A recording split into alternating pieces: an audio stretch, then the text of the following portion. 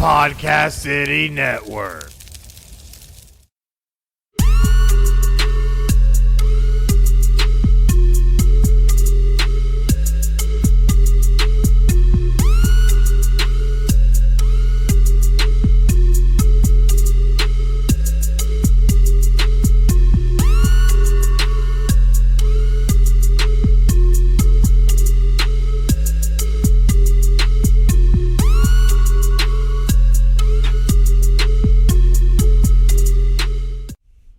Hey guys, this is Chris with Final Score, and we are back for another exciting episode 37. We keep getting older, but we keep getting better, don't you think?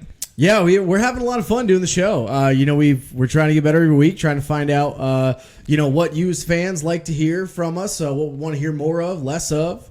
So, the only way you do that is go on our platforms. Give us a like, follow, rating, share, subscribe. That's right. And to get to those, all you have to do is go on Facebook, Twitter, or Instagram at PCN Final Score. Do like Craig said. Give us a like. Give us a follow. Check mark for those notifications so you don't miss out, especially when we go live for all these episodes every weekend. And more importantly, leave us a rating. Let us know how we're doing. Let us know how we can improve the show, because we're always trying to bring the best Final Score that we can, because, hey, we ain't doing this for nothing. So at the end of the day, though, there's so much to cover today. So much to cover. So much action-packed college football today. There's so much NFL action that's going to be happening tomorrow. Plus some crazy announcements that happened over the weekend, especially with some Hall of Fame stuff with Major League Baseball. But first things first, we have to get to college football.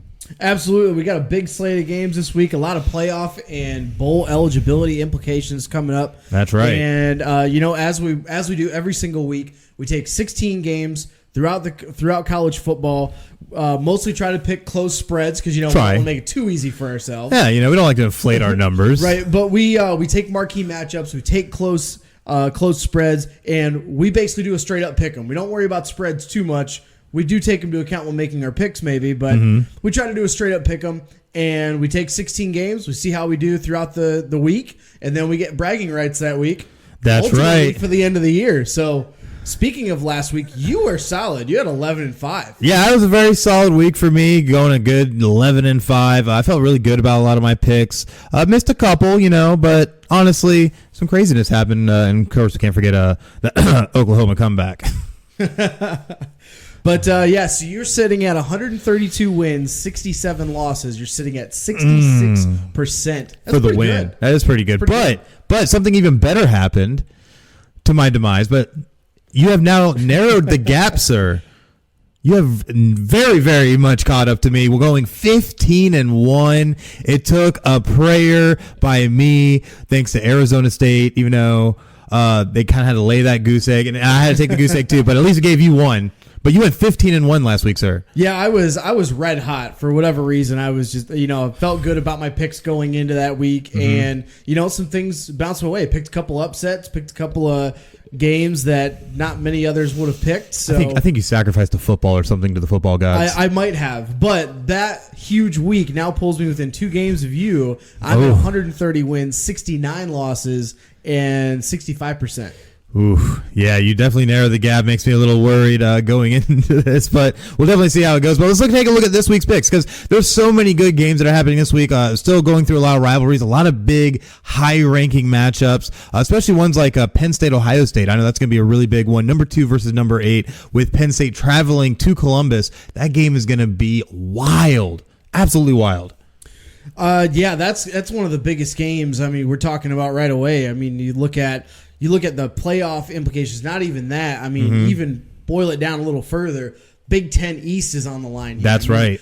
Ohio State, if they win, they are going to win the Big Ten East. Yeah. And they're going to make another trip to Indianapolis. But Penn State, if they win, they will now be in a first-place tie but hold the tiebreaker over the Buckeyes. And that's the one thing they're really going to want, especially after suffering that defeat to Minnesota. That one was definitely heartbreaking and kind of left them in this kind of position where they need to beat Ohio State today. If they do not beat Ohio State, it's going to be tough sledding. Yeah, it's going to be a lot of tough, but I mean, they haven't won there since 2011, so it's going to be really tough. Plus, you got Chase Young coming back. That's right. He's one of the best defensive linemen in the country, serving that 2-game suspension. The Buckeyes. Here's a little fun fact about this game. The Buckeyes have won every game this season by at least 24 points, including 2 ranked teams. Cincinnati 42-zip and Wisconsin 38-7. Very interesting. Definitely very interesting. I'm really interested to see how this game is going to turn out. For my pick, though, I took Ohio State in this. I feel Justin Fields is playing too good of football right now. You have, like you said, the return of Chase Young is really going to be a big factor with getting pressure on that Penn State offense. This is going to be a really big game for Ohio State, especially being at home. They've always played really strong in the horseshoe, so I got Ohio State winning this one big. I'm taking Ohio State in this one too, just because of the fact they are at home. This was in Penn State, so it'll be a little bit of a different conversation. Oh, absolutely. But I'm gonna take Ohio State in this game as well. I think unfortunately they're just too good right now. Their offense is rolling too well. Penn State needs to have a big game out of their offense, but absolutely, it's gonna be tough. But I'm gonna take Ohio State. Yeah, and looking at some of our other games, we have Oklahoma State at number 21 traveling to West Virginia. West Virginia has not been all that great this year, 4-6, not really striking fear much into anybody. I got Oklahoma State in this one. Who do you got? I think Oklahoma State here, but in a tough, close game because Spencer Sanders, their redshirt freshman quarterback, out for essentially the rest of the year with a thumb injury. They've had numerous injuries across the board. They're on a 3-game win streak, but they got Drew Brown, who's a fifth-year senior and former Hawaii starter. He's going to be the quarterback moving forward. Played decently well this season, 13 of 18, 223 yards. But when he was at Hawaii in 25 games, 22 of those being starts, he threw for over 5,000 yards, 37 touchdowns, and 15 picks. Ooh, absolutely Oklahoma insane. State is the most explosive team in the Big 12. Their defense is very boom or bust. They're very good in certain categories in the conference, like passes defended, second in interceptions, but they're 99th nationally in giving up big plays of over 20 yards or more. West Virginia on senior day, they need to win out to get bowl eligible. I'm going to think this is going to be a close game, and Vegas agrees here with the 5.5 spread. I think it's Oklahoma State, but West Virginia covers. That'd definitely be a tight game. Look at some of the other matchups, though. We have UCF traveling over to Tulane. This one is going to be a very interesting game because Tulane does have a shot here. UCF not playing their best football. Currently 7-3, definitely way off the high of their undefeated season and everything they did last season as well. But now traveling to what could be a very dangerous trap game for them at Tulane. Tulane is not expected to win this game. Line is 6 right now. Who do you got in this game? I'm taking UCF. I think they're just too explosive on that side of the ball. They had that embarrassing loss last week at Tulsa, but they really don't have much of a chance to win the AAC East. But they still have a chance to get a 10-win season, which is very respectable still in college football. But here's the key stat: their freshman quarterback Dylan Gabriel, he ranks 11th nationally in passer rating. He's 7th in yards attempts. He's got 24 passing touchdowns and 7 picks. However, those 7 picks have all been in their 3 losses. So it's really for that freshman quarterback. He's got all the playmakers. He's got the best playmakers in the American Conference. Absolutely. By far. Everybody knows that. But if they want to be successful, especially on the road, he's got to play well. If he doesn't, I could see Tulane in a potential upset here, but I'm taking UCF, and they're going to cover by more than 6. Yeah, I definitely agree. I think they'll definitely cover by more than 6 because I think Gabriel, like you said, it comes down to taking care of the football. If you take care of the football and allow your offense to get in position to be able to score, this game is going to be over in no time because Tulane, just talent-wise, is not going to be able to hang with UCF. UCF's been able to get a lot of great recruiting, get a lot of great players, and more importantly, a lot of depth. And that's the one thing that really helps UCF overall, especially on the offensive side of the ball. So we'll definitely see how a lot of this plays out, but I definitely got UCF winning and covering. So in our next game, though, we have Minnesota at number 10 and 9-1. Such a great season for them so far. Traveling to very lowly 2-8 Northwestern. This one, I don't even think is one you have to really think about. Minnesota wins this big. Northwestern's had their first losing season since 2014. They're winless in the Big Ten. This is going to be a tough game for both teams in different ways. Obviously, Northwestern, you're playing for respect. You're playing spoiler because if you win this game, next week's game with Minnesota, Wisconsin is winner gets into the Big Ten championship. So that's what's on the line essentially for Northwestern. They want to play spoiler. Minnesota, they have that 1-game lead over Wisconsin, but if a victory on Saturday today gives them their first 10-win season since 2003. which is a huge feat for Oh, a definitely. program like that. Absolutely. And definitely could be a big boon for their entire program. They just have to make sure they get the job done. Don't play down to Northwestern, because like you said, Northwestern's going to give them their all, because Northwestern has nothing to lose.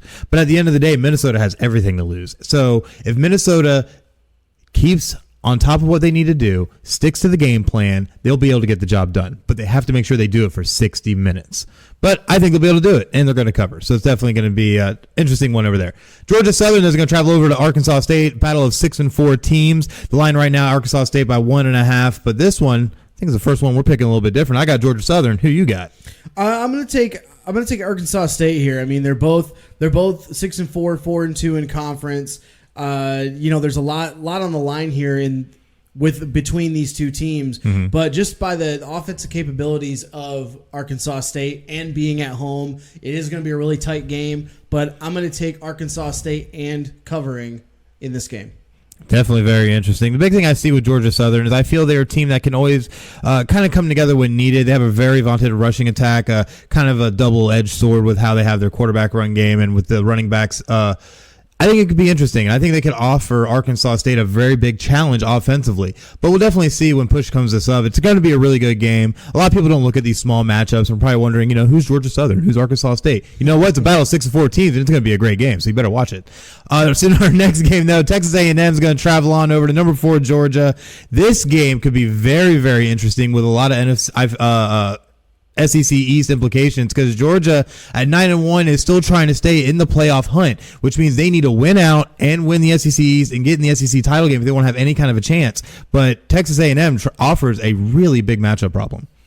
Yeah, Texas A&M, I mean, the kind of season that they've had is they had really high expectations coming in, but all their losses have been to really good teams. Yes. So unlike Georgia, who had a letdown game at home, mind you, against South Carolina earlier this year, but they've already got the SEC East title tied up. Now they're just playing for college football playoff. Exactly. This kind of, to me, spells a potential disaster for Georgia if they're not careful. A&M is riding a 4-game win streak right now, so they're trying to get their first huge win for Jimbo Fisher, but definitely I'm going to take Georgia in this game. I think it'll be much tighter than a 13-point game. So I'm going to take Georgia to win, but A&M to cover.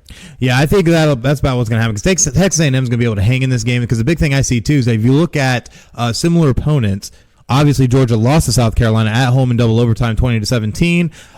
Texas A&M took care of South Carolina 30-6 last week. So definitely going to be very interesting to kind of see which kind of team shows up, especially with the Georgia side, because as long as Jake Fromm is playing good football, usually they win these kinds of games. I'm still surprised to see the line at 13 for this game, though.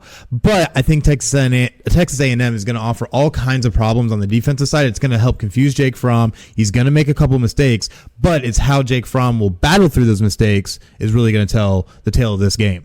So in our next game that we're looking at, what do we got? Michigan, oh man, at 8-2 and number 13, don't look now, traveling to Indiana. Even though they are favored by 9.5, I think this could be a potential trap game for Michigan. It seems like Michigan's in these kind of games every year. The game right before Ohio State, we saw it a couple years ago against Iowa on the road. They laid an egg. Their offense was horrible. Kind of really blew their chances for the playoff. This year kind of spells like that a little bit. Right.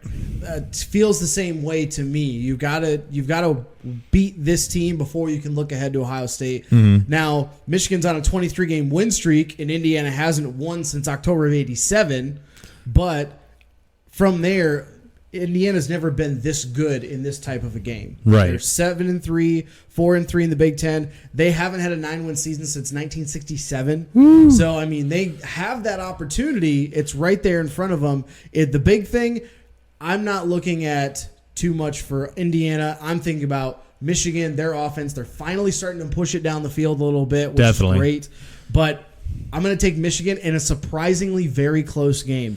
I honestly think this could be a very close game, but I also have Michigan. But I think this ends up being like a 3 or 4 point game, and it's going to be something I think Indiana's going to just keep clawing and fighting against this Wolverine team. And I think it's going to be kind of surprising to see the kind of tenacity this team's going to show today, especially with them playing at home.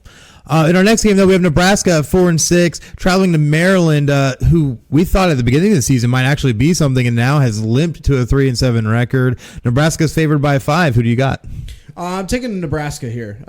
Nebraska needs to win out to keep their bowl chances alive. But really, what you need to look at is finally, this offense is starting to get a little bit more punch. They're just up and down. You don't really know what you're getting from week to week. Adrian Martinez actually had a decent game against Wisconsin, even though that game didn't go their way. I'm looking at Nebraska to exploit Maryland's pass defense. Absolutely. I think it's going to be a shootout. Oh, yeah, but for sure. I think Nebraska can exploit that pass defense, which Maryland's pass defense is 114th in the country. They give up almost 270 passing yards per game. So I'm going to take Nebraska here. I think it'll be a very close game. Let's see. I think it's a Maryland cover, Nebraska win. Honestly, I have Nebraska in this one too, but I think Nebraska is going to cover because Maryland just really doesn't offer anything defensively that's really going to stop anybody. Let's not forget, just last week, Ohio State hung 73 on Maryland. Now, I understand it's Ohio State, but this is Scott Frost's Nebraska team that honestly has shown spurts of good offensive movement and scoring when they're put in that type of position and are able to actually click. Now, Maryland has not played good football, I would say, in about 4 or 5 weeks. So they're honestly just downtrodden at this point. Nebraska can definitely capitalize, and I know Scott Frost is definitely going to want to get another win just because, don't forget, Scott Frost got an extension this week. That man just got paid. So at the end of the day, I see that Nebraska is really going to take this one to Maryland as hard as they can, and I think they're going to take this one. I think it's going to be surprising. This is going to be like a 14-point game.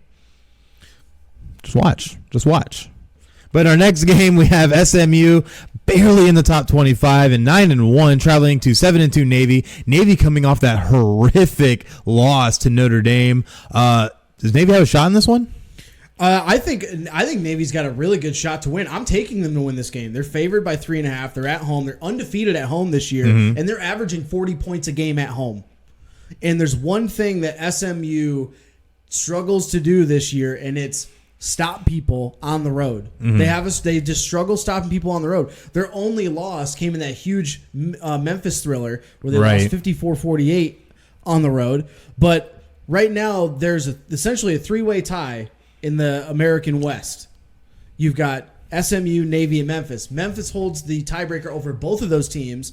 But I think the winner of this game is essentially going to have to hope for a Memphis loss here. But, I mean, you're still in the mix for the division title, the winner of this game. So I think this is going to be a tight game. But I'm going to take Navy here. And because it's 3.5, I'm going to take them to cover. Well, the thing is, with that Memphis game, Memphis is playing USF today. So I don't know if that's actually going to work out in these two teams' favors. Either way, though, SMU has been playing great football. Yes, they lost that thriller. When you get down into the overtime and all these crazy big plays and everything that was going on in that game, I'm not, it really could have gone either way. I'm not too surprised to see SMU on the losing end of this. However, they are a very, very solid team who've been able to show great offensive prowess. Their quarterback's already thrown 28 touchdowns to only 8 picks this season, showing great efficiency across the board. I think they really have a good shot if they cannot make mistakes. That's really what's going to come down to, because SMU always ends up getting themselves in a position where they end up making mistakes and letting games go. So the big thing I see here is that if SMU can really clamp down and take advantage of the fact that, you have to keep in mind, this is Service Academy. They're always a little bit smaller on the offensive line. They're a little bit smaller on the defensive line than you would see at normal programs. And that's usually a thing that teams take to their advantage. You mix in that, they can get good pressure on their offense and try and hold down this option attack. I think SMU can definitely take this game. I think this is going to be a nail biter no matter what, though. This could be decided by 1 or 2 points. But I think SMU is going to win this one in a thriller. I think it'll probably be one of the better games in the American Conference outside of that SMU Memphis game for sure. Absolutely. The next game we've got in the 3:30 slot, we've got 7-3 Pitt at 7-3 Virginia Tech. Virginia Tech is favored by 4. Who are you taking in this game? I got Virginia Tech and the Hokies taking this one. I think Virginia Tech's been playing great football at this point in the season. They started off really slow and ended up losing some nail biters and even got blown out in one game. But Virginia Tech, I think, is in a position where they can really start keeping this thing rolling. They're really finding out who they are, and they have their identity. And I think they're going to show up against Pitt. Who do you got? I'm going to take Virginia Tech as well. just both teams have been playing pretty well. Pitt is finally kind of having their presence felt from Pat Narduzzi's stamp on this program. But I mean, Virginia Tech still has a chance. I have them in my top 25, and I think that they're making moves again, kind of moving away from the Frank Beamer, the Beamer ball. Beamer ball. But I'm going to take them in a close game at home. I give the edge to Virginia Tech. So in our next game, we have Texas at 6-4, which we had so much promise for this team when they started the season ranked. Now completely out of the rankings and just playing for respect. Traveling to Baylor at number 13, coming off that insane loss to Oklahoma last week. And definitely they did their best Atlanta Falcons impression, losing after leading 28-3 over the Sooners. But now they got to bounce back and try and get back in this thing. Who you got? I'm going to take Baylor. Baylor here at home. And coming off that loss, they want to avenge that. They're still in the hunt for the Big 12 championship. Absolutely. Even if they win out, they're going to play Oklahoma again, and they will have a chance to play spoiler for Oklahoma at that point. But it's funny because remember earlier in the year, everyone's like, "Yeah, Texas is back. Yeah, we're back." Oh yeah. And and then what happened? McConaughey's all out doing his thing, being like, "All right." But I mean, Texas, they still got a long way to go. They're on the right track, but they still got a long way to go to even be relevant in their own conference, let alone on the national stage. Absolutely. I'm going to take Baylor. I think they actually beat the spread. I think they win by more than 6. I have to agree. Baylor, I have taken this game. Texas is still a program that's still on the rise. They're still trying to get back to the greatness they had in the Vince Young days, Mac Brown. Remember, they're coming off a loss to Iowa State last week in a nail-biter that came down to a last-second field goal. Ended up losing that one 23-21. And they've been extremely inconsistent. They lost to Oklahoma, then beat Kansas, then lost to TCU, then beat Kansas State, then lose to Iowa State. You don't know what you're getting from week to week from Texas. So at this point, Baylor is the much stronger team. They're more complete all the way around. They're going to be able to really take it to Texas, also playing at home. And I think Baylor ends up taking this one. And I agree. I think they more than covered. But in our next game, we got Temple at 7-3, traveling to number 19 and 9-1, Cincinnati. Bearcats favored by 10. Who do you have? I'm going to take Cincy here. Cincy is not only can they clinch the American East Division with a win, and they've never played in the conference championship game, so this is never. A big deal for them. And they're right now currently the highest ranked Group of 5 team in the country. So continue to win their conference. They're going to get a New Year's Six bowl, and they're going to represent all the mid-major schools against the big boys. So that's really the thing that they need here. Temple is tied for second with UCF in the AAC East. So, I mean, they honestly need a win to stay alive in that race. But really, the more pressure here is on Cincinnati, and I think they step up to the challenge. Luke Fickell has them playing very well. Finally, he's got his stamp on that program. I'm taking Cincinnati. I think it'll be a close game. Cincinnati, and then I'll take Cincinnati to cover, actually, too. Yeah, Cincinnati's been playing amazing football. They've really been playing out of their minds, trying to do everything that they can to win. And even though they've had to scratch and claw through some wins, like last week when they were on the road playing USF, they only won by 3. But they still find ways to win, and that's the great thing about this team. I think Cincinnati's going to keep rolling all the way into the championship game. I think they'll beat Temple. I think they'll cover too, because Temple is playing great football this year. Don't get me wrong, but Temple's been very hit or miss, especially defensively, even allowing 63 to UCF just a few weeks ago. So I don't think they're quite where they want to be, and I don't think they can quite match up with Cincinnati. But in our next game, this is going to be an interesting one. Duke traveling to Wake Forest. Duke has been demoralized this season by just about everybody they have played. Duke currently 4-6, traveling to Wake Forest, who is 7-3, and coming off a very demoralizing loss themselves to Clemson last week. They got really taken to the woodshed. So Wake Forest looking for the bounce back. They're favored by 7. Who you got? I'm going to take Wake Forest. I know Duke has to win out in order to get bowl eligible. Wake Forest already bowl eligible. This has already been a very strong season for them. Oh yes. But Wake Forest had lost to 2 of the hottest teams in the ACC. Mm-hmm. Blue Devils have lost 4 straight. They lost to 4-6 North Carolina, and then they got destroyed by Syracuse. didn't have a Power 5 win coming in. So that's really what I'm looking for. Wake Forest has been really hurt with injuries, hampered by injuries, but I think that they're going to win this game. I think it'll end up being a close game just because of how tough Duke plays almost every team they play. I'm going to take Wake Forest, but Duke will cover. I think Wake Forest will win this, and I think they'll also cover it because the big thing I see with Duke, especially the past few weeks, is that they just have not been able to get it going offensively. Wake Forest does have a pretty decent defense, and the big thing I see here is Duke has been blown out 38-7 by Notre Dame, then turned around and got blown out 49-6 by Syracuse. They've scored 13 points in 2 weeks while letting up, a good 84 points? So it's crazy, and I know Notre Dame's ranked. Notre Dame is a pretty decent team, but they're still trying to find their identity to a certain extent. Syracuse, though, there's no excuse for that. You should be able to play that game a lot closer because Syracuse is not a team that was like how they were last year on their way to their 10-win season. So the big thing I see here is that Duke is just not playing good football. Wake Forest also playing at home. I think they're going to take this one, and they're really going to want to get it after losing as bad as they did, 52-3 to Clemson last week. I think Wake Forest takes this, and I think they cover. Moving out west, we got number 6, Oregon, 9-1, traveling to Arizona State at 5-5. Oregon is favored by 14 points. This is this could be kind of a tough game, but who are you taking in this? In this one, I have Oregon taking it. I know Arizona State's been trying to play a little bit of spoiler for a lot of different teams, but Oregon is just playing too good of football right now, and right now they are humming. So Oregon is also trying to play to try and get that first Pac-12 berth in the college football playoff, and I think they're going to be able to do so. They just have to keep rolling, and Arizona State's been really falling off these past few weeks. So I got Oregon not only winning, but I think they'll cover. I got Oregon on upset alert. Absolutely, this is a tough environment to go into. You've seen the types of games that Herm Edwards has had his team in games basically all year.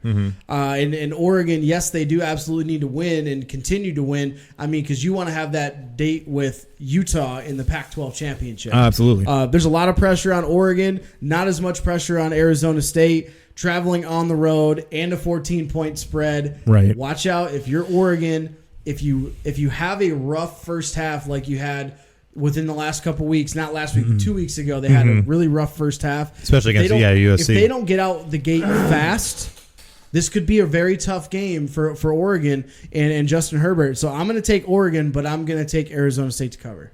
Definitely going to be an interesting one. In our next matchup, our one team sitting right behind Cincinnati, hoping to be that representative of the small schools. Number 20, Boise State at 9-1, traveling down to Utah State, who's 6-4. Boise State is favored by 9. Who do you got?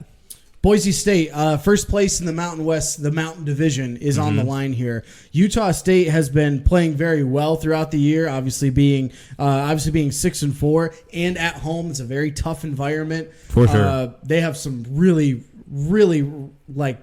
rough fan base out there. It's a tough environment to play in, and Boise State on the road. This is another game that potentially could come right down to the wire. But I'm going to take Boise State. They've been rolling as of late. And I'm going to take them, but it's going to be a close game, so I'm taking Utah State to cover. I have to absolutely agree. Boise State will win this, but I think Utah State will cover as well, especially when you look at like opponents. Boise State only beat Wyoming 20-17 in overtime. Utah State beat them last week 26-21, very close. They both actually randomly got beat by BYU. BYU beating Boise State 28-25, BYU beating Utah State 42-14. So these teams, I feel, are very close to each other, even though the records don't show that. I think this is going to be a very exciting game, and I think Boise State's going to have to watch out because Utah State could knock them off, but I think Boise State's going to have enough to be able to get this one done, but Utah State will cover. Yeah, they both have really good offenses. Boise State's ranked 3rd in the Mountain West. Utah State's 4th. So I mean, this could be a really big game, and that's why I completely agree. I think it's going to be a close game. Boise State takes it. And in our late game, we have San Diego State at 8-2, traveling to 7-4 Hawaii out in the middle of the Pacific. Hawaii is favored by 3. I think they always play really well at home, but we'll definitely see with a good 8-2 San Diego State team. Who do you got? I'm going to take the upset. I'm going to take San Diego State. They have one of the best defenses in the country, let alone in their own conference. The winner of this game wraps up the Mountain West Division title. So, again, more title implications being made here in this Mountain West Conference. Because of that, San Diego State has one of the more efficient quarterbacks in the country. I'm going to take that and their defense to kind of ride that wave in Hawaii, and they're gonna ride it all the way to the Mountain West championship game.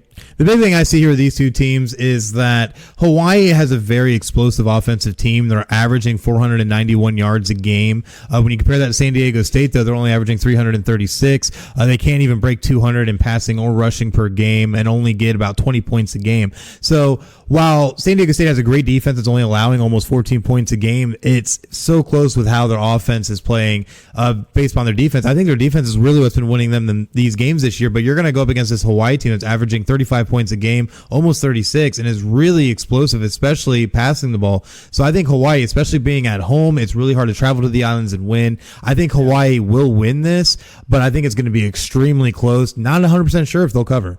Oh, it's gonna be tough for sure. I mean, you got San Diego State. It's perfect 5-0 on the road this year. Oh yeah, and Hawaii, for as big of an offense as they had, they only won 21-7 against UNLV last week.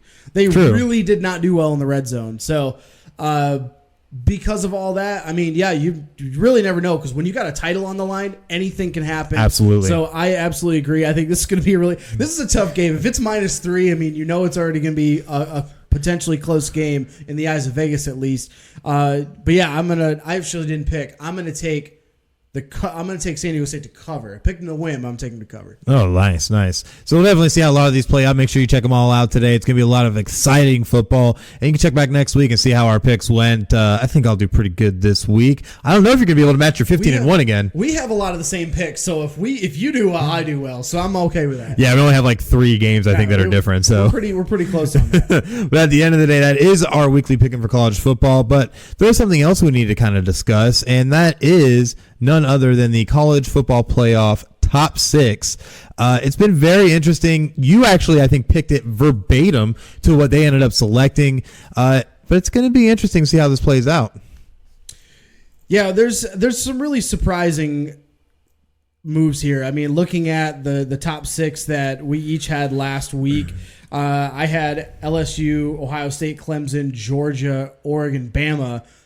Oregon's actually 6 in their rankings, but I mean, I honestly don't understand the SEC bias that is here all the time. Oh yes. How can you pick? I get how Bama only has 1 loss. I get it, but you don't play anybody, and the only person that you played beat you at home. And Oregon has played tougher opponents, and yes, it's a lesser conference, I guess, if you want to argue that, but. You mean to tell me that if we boil it down, you've got 3 teams from the SEC that could make a 4-team playoff? I think that bias is really unfortunate for college football. It's really a detriment to the game, and that's why I've got Oregon at 5. Even then, you can almost make the argument whoever loses the SEC championship game there should be out altogether, but a lot of crazy scenarios could happen this weekend and next weekend. Yeah, looking at my picks, I had LSU 1, Ohio State 2, Clemson 3. I had Oregon at number 4, Bama at 5, Georgia at 6. At this point, though, with the Tua Tagovailoa injury, I honestly probably would flip-flop Alabama and Georgia at this point, put Georgia at that 5 spot.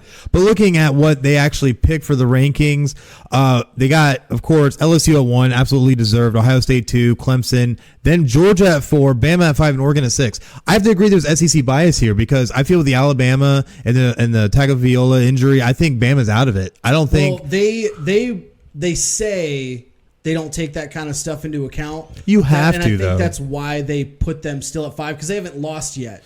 You can't tell me that next guy that comes in won't do better. Remember what happened with Tua and Jalen Hurts? That's true. But the big thing I also look at is that, like you said earlier, Alabama hasn't really played anybody. They only have 1 win against a ranked team, and that team isn't even ranked anymore, and that's Texas A&M. So when you look at it, you've beaten who? Duke, New Mexico State, Southern Miss, Ole Miss, Tennessee. These are teams who have not enlisted any kind of fear in anybody this season, let alone the past couple of years as well. So you have a big loss to LSU that you lost 46-41, and I don't even feel it was that close. You got lucky to get that touchdown right there at the end because they blew the coverage. So honestly, that score should have been a little bit wider. And then you lose Tua Tagovailoa the next week against Mississippi State. So now you go in playing Western Carolina. Yeah, when is the SEC going to actually schedule schools? I mean, not just the SEC, because I know Clemson is really bad about doing it too. It's all the big time programs. Ohio State even does it a little bit, but at least they try and keep it mostly D1. Michigan as well. Notre Dame doesn't do it at all. We've never scheduled a FCS opponent. Well, you have the unfortunate pressure that you can't. You literally cannot because there's no conference. You have no conference to win, so there's no strength of schedule there. No, you have. Well, we get our 5 ACC teams a year. Yeah, you schedule the Dukes and the thanks the ACC West Virginias of the world. Yeah, right. So, but even then, like you have it in your favor that you don't have to schedule strong schools, but you have all those rivalry games, which if they're playing well, that makes it. Oh, definitely. But when you have teams like USC are kind of running a little bit above middle of the pack, and Stanford, who's been kind of dreadful this season, and Michigan, I think, is one of the best ones we've probably played this year when it comes to actual rivalry games. So it's been very interesting to see. But you look at SEC, I feel all they do is rely on the fact that they're in the SEC to be able to make their case to be in the playoff year in and year out. And I feel this year, especially in the SEC West, that it is pretty weak overall outside of Alabama, LSU, and Auburn. And then you look at the fact that they're playing Tennessee, who's garbage in the SEC East, and South Carolina as well. What kind of strength of schedule do you really have? They're still resting on, and this is the unfortunate part about college football, and not only the media, but the AP poll and now the college football playoff. That's a committee. Those teams are resting off of the early 2000s when they were actually when the SEC was dominant. LSU, Alabama, they were beating a lot of good teams. Well, even on teams like Ole Miss were still good then. Mississippi State showed promise. Yeah, but I mean, now you've got the media that, of course, ESPN's got a contract with them, so of course they're going to push that narrative. So that's really where all this is coming from, which is why I've been saying it for the last couple of weeks.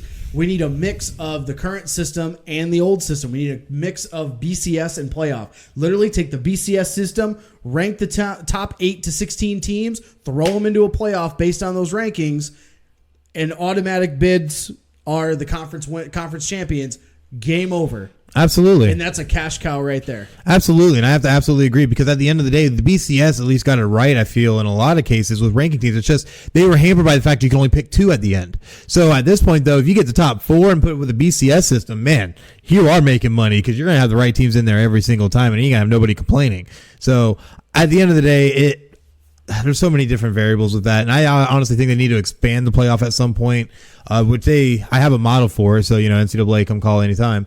I feel the system definitely is not perfect, and it was bad enough we had to wait all these years to even have a playoff, in the only sport that didn't have a playoff at the time, and now does. But I feel it's a sham, because you still have that human element that's able to screw it up year in and year out. Putting teams in there that don't belong, leaving teams out that should be in there. It's ridiculous. So we'll definitely see how a lot of it plays out. I think with how it is right now, it's not quite right. But I think some games this weekend might be able to help solve that issue. So we'll definitely see how a lot of things play out. But that is our reaction to all that craziness that is college football. But now we got to move on to some NFL news. And that was Thursday Night Football. Texans taking on the Indianapolis Colts at home. Ended up taking this one in a squeaker, 20-17. What are your thoughts? I watched part of this game. Unfortunately, I've been on the road for work, traveling, and we have day jobs. Working super late, being out 4 hours, 5 hours away from home. So I didn't have a whole lot of chance to watch this game.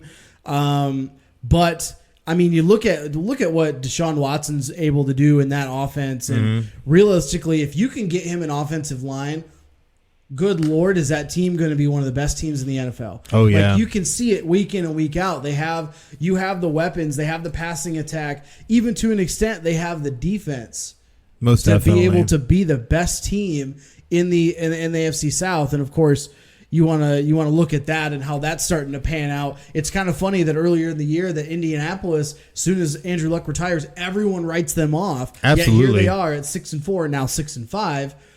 But they're still right in the hunt for the division title. Yeah, and it's so crazy to see how it's played out.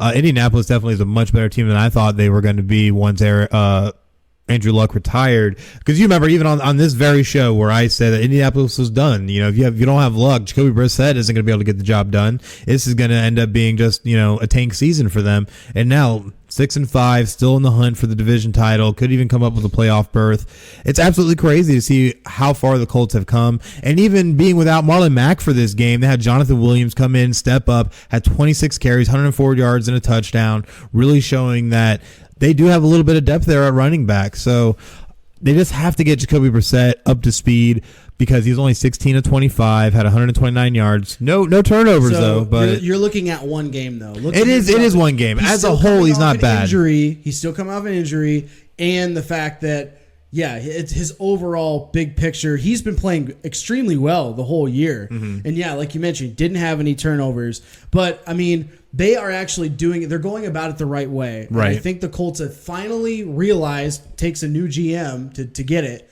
but they finally realized that, man, we really should, make an offensive line and stick to the run and actually form a defense. And look what happened when you do that.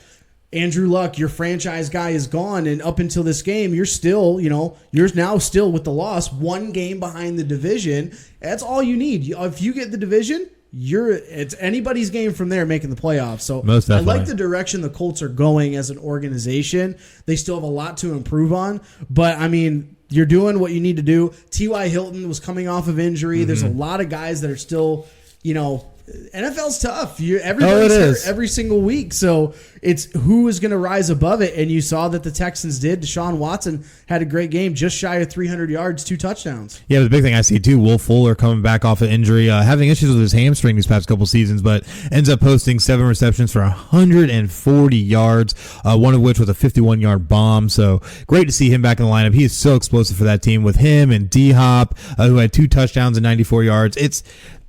Houston has it together. If they can just shore up the offensive line, really solidify themselves at running back, and stay away from the injury bug, I think this team could be absolutely dangerous. Yeah, they're going to be. They're a fortunate of their circumstance in this division. You look at the other teams in it. Tennessee can't figure out a quarterback. They got a defense that can play well. Definitely. You got Derrick Henry, who's potentially one of the better guys. You got decent receivers on that team, but they have no quarterback, so they have no offense. The Jags, you don't know what you're getting year to year out of them. Their defense has been good, but you have a revolving door at quarterback. You don't know if Nick Foles is still the guy. I watched him last weekend in his game. Horrible. And I messaged you as soon as I saw it. He's been badly underthrowing balls. And that's unfortunate. That's not his game. You can't throw deep with him. That's never been his game. Gardner Minshew can do it. Oh, yeah, definitely. But that's the he problem. has a cannon. That's the problem when you got 2 mixture of styles of quarterbacks and you're trying to do that. They're sitting at 4 and 6. Like, what are you going to do? They got to make a decision one way or another. Who are you going to run with? But I think this is Houston's division to lose at this point, especially after this game, putting themselves in the driver's seat. Only a couple games left, and I think Houston's division to lose. I absolutely have to agree, because Houston has been playing very inspired football. They are leading this division. Sole first place by 1 game. We'll definitely see how a lot of this plays out. Houston has been on a tear, but the big thing that's going to hurt them is that they're allowing a lot of points right now, and I think it's because they really have no pass rush. They traded away to Davion Clowney. J.J. Watt's injured. That's a huge hurt. So it's this defense is kind of in flux, trying to make sure they can shore up the linebacking core and the secondary to be able to keep up with the fact that they don't have this pass rush anymore. So it definitely is theirs to lose, but we'll definitely see how they respond, because we always know you mark of a good team is how you respond to adversity. So we'll definitely see how they do going the rest of the way. And they'll definitely get a test come next week on December 1st when they take on the New England Patriots at home in a Sunday night game. So it's definitely going to be very interesting to see. That game, I think, will be able to tell really where they're at. I don't think they'll have too much trouble stopping Tom Brady in that offense, because it's porous on its own. But how the Houston offense plays against that Patriots defense, I think is going to be a true test to show how far this offense can go.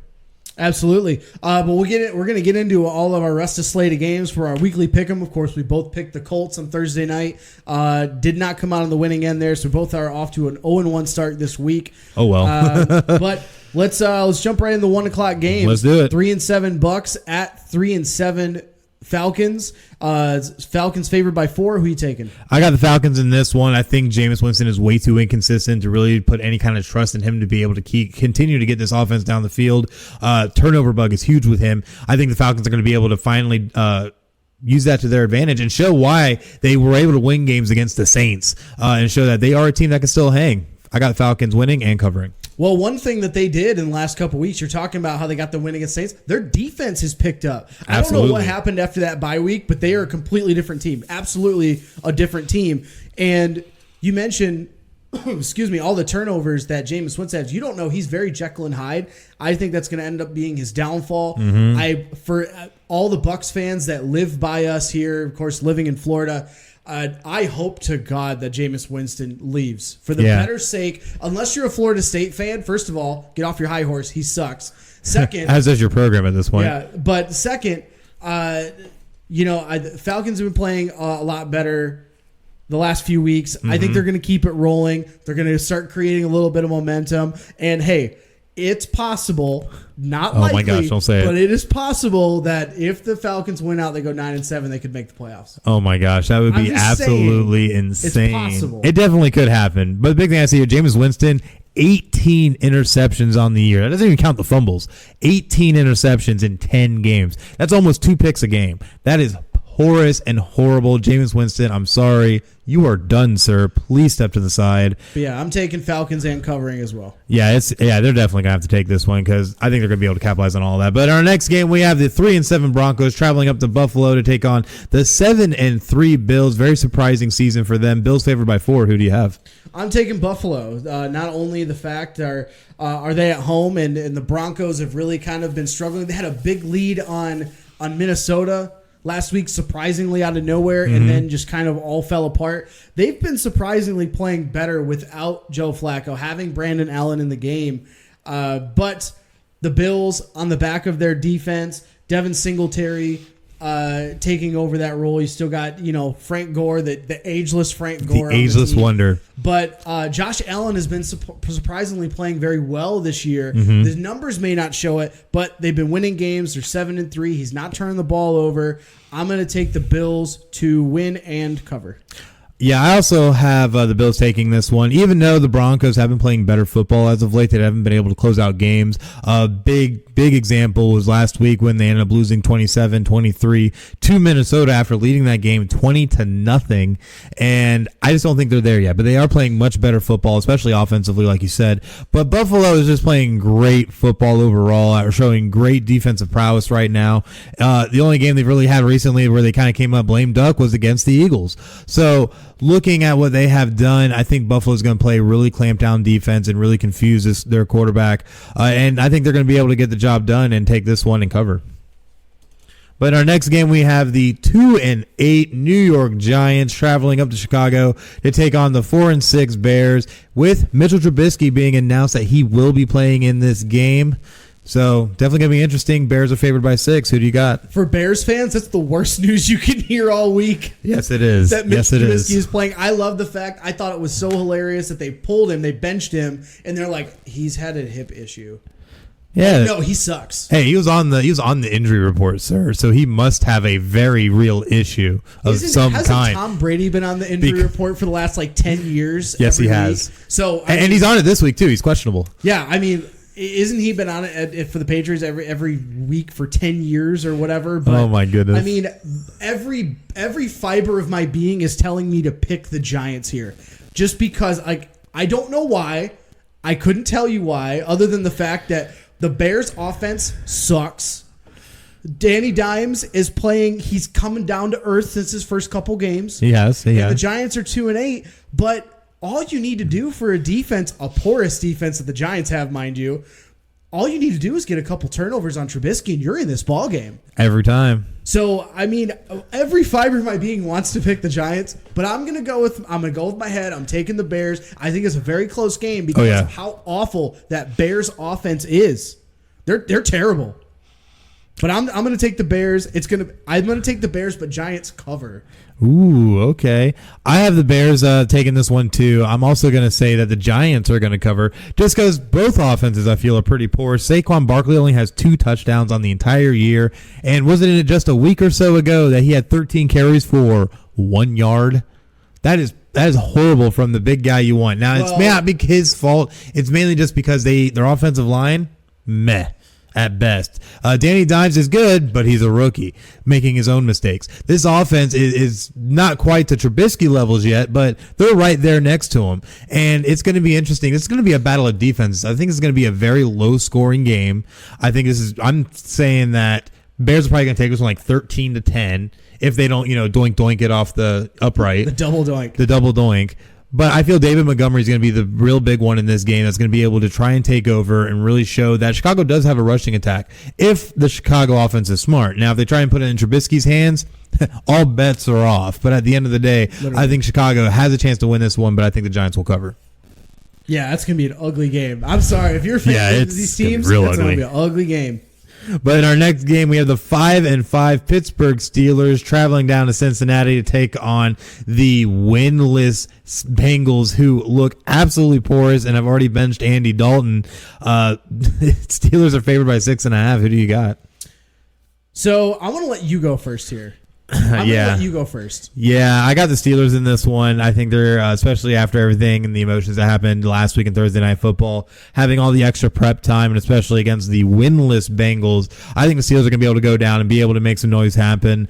Mason Rudolph will be playing in this game. I think Vance McDonald is going to have a really big game. Juju Smith-Schuster, though, has been ruled out, so they are losing a big weapon, but I think this is a perfect time for James Washington to try and step up and show that he still is a really good receiver and can definitely step in as a number one for this team as needed. I think the Steelers win this and they cover, and I can't wait to hear what you have to say about this. Almost shocked the world, baby. Here we go. Heard it here first on Final Score. If you are betting this game straight up, I kid you not, take the Bengals. I'm picking the Bengals to get their first win. That's a perfect storm. If you ask any Steelers fan, I'm kidding. I'm not kidding. On Facebook, I've actually had people reach out to me, talk to me about this. The Steelers fans on Twitter, it's all over the place. What is the worst case scenario for the Steelers out of that whole brawl scenario? That Mason Rudolph still gets to play. He has been so bad for them. He's been so bad. I mean, but you don't have a lot of options behind him. They have no running backs. Juju Smith-Schuster's out. They've been riddled with injuries on defense. And they're on the road against a team that's been in close games. They almost took down the Bills of all teams. Joe Mixon, I think, is going to have a big game. Ryan Finley is going to have a mediocre game, but I'm going to take the Bengals in an upset. Oh, my gosh. I will fall on my sword if the Steelers come out and crush the Bengals. That's fine. I'm okay with that. I'm taking the Bengals in an upset. They're in a soft spot in their schedule, and it's a perfect storm of everything. I'm taking the Bengals. They're going to win. Take it to the bank. Lock of the week. That's it. Oh, my gosh. You're ridiculous, sir. I'm going to tell you right now. Here's the big issue. You still have A.J. Green out. Auden Tate and Stanley Morgan, your other 2 wide receivers, are questionable for this game. And this offense is only averaging roughly 14.5 points a game, worst in the league. There's absolutely no way in hell that the Bengals have a shot in this game. A.J. Green was out the whole year. You know that. Okay, well, I'm going to keep using that excuse. And they're still winless. I'm still going to use that excuse. A.J. Green's out for the week. And now you're going to lose your other 2 receivers possibly. So who you going to have catch the ball? You going to pull the guy who's selling soda up in the stands down? You going to go pull the towel boy out? He's the same Bill Belichick now. You need to calm down. Hey, it's good. They're going to do it. I'm telling you, they're going to do it. This is the game of games that they're going to do it. Oh my gosh, my brain hurts now. All right, so especially how the Steelers looked last week against the Browns, I figured because of the back of their defense and all that, they would beat the Browns. Well, let's be honest about the Browns though. The Browns are a better team than what the record I feel like shows right now. Now they've made a lot of dumb mistakes, and yes, now the Browns are kind of without Myles Garrett thanks to his own doink on someone. But at the end of the day, the Browns are a much better team than what the Bengals are. They're honestly still a better team than I think the Steelers are. The Steelers are a team in complete flux, dealing with injuries. Big Ben looking like Ron Burgundy after he got fired from his anchor job on the sideline. I saw that meme. That was great. I loved it. And it's just they're in absolute turmoil right now. Just trying to make this team get anywhere this season is the ultimate goal. Bengals you're tanking. You're tanking for Joe Burrow, okay? Yeah. Because the Bengals have no quarterback. They got Ryan Finley. Come on now. Who's better, Andy Dalton? Get out of here. Andy Dalton. No. I'm not saying that, but when you're comparing crap to a pile of diarrhea, it's still a bunch of poop at the end of the day. You make that reference. Are you okay over there? Like, are you feeling sick? I know. You made that reference a few times about comparing poop to other poop. Maybe I need to go to the bathroom. I don't know. You might. But the big thing I see is that the Bengals have nothing. You have absolutely nothing. Joe Mixon can't run. You're probably going to be down 3 wide receivers. You have no defense. Win this game. There's no reason. Oh my gosh! Literally, there's no reason why they should win this game, which is exactly why the Bengals are going to win a game like this. I feel like you're leading with your heart on this one. Nope. You just know these things. You know these things from watching sports, and it doesn't help that the Steelers are without Pouncey. True. For a couple games. True. Anchor on their offensive line. Which we'll have more on that later, but that's why I think a Bengals is gonna be a perfect storm. They're gonna take it. But speaking of the Browns, that's actually our next game. Browns are at home, 4-6, coming off that win against the Steelers, hosting the Tanks. The Dolphins 2-8. I can't call them the Tanks anymore. I was saying not the Tanks. They reclaimed the logo at least. They've reclaimed their logo. Yeah, a little bit of their pride. But Dolphins come into Cleveland. I'm taking the Browns. I think they're going to cover. It's 10.5 spread. I'm going to take them to cover. Just because this is a soft spot in their schedule right now, they have a chance to climb back into the NFC or the AFC North race. So I'm going to take the Bengals and the Browns and cover. Yeah, I think the Browns are definitely going to take this. Their rushing attack is absolutely dangerous right now. Nick Chubb has 1,000 yards on the season and 6 touchdowns. And has really been able to start getting things going. And let's not forget they have Kareem Hunt in their repertoire now to be able to use, and they've really been using him as a pass-catching running back out of the backfield more so than anything. Yeah, genius approach. And even OBJ is starting to get going a little bit. Jarvis Landry had his touchdown last week, so things are starting to click a little bit for the Browns. Baker Mayfield just needs to calm down and take care of the football. Right now he has 11 touchdowns against 12 interceptions. Definitely not something you want from your starting quarterback. But when you're playing opposite Ryan Fitzpatrick, who has 8 touchdowns and 8 interceptions himself, you put yourself in a good position, honestly. Miami, though, has been playing some inspired football for 2 weeks until they ran into Buffalo last week. But I think that the Browns are going to be able to take this one, especially playing at home. And I think they're going to take this one, and I think they're going to cover as well.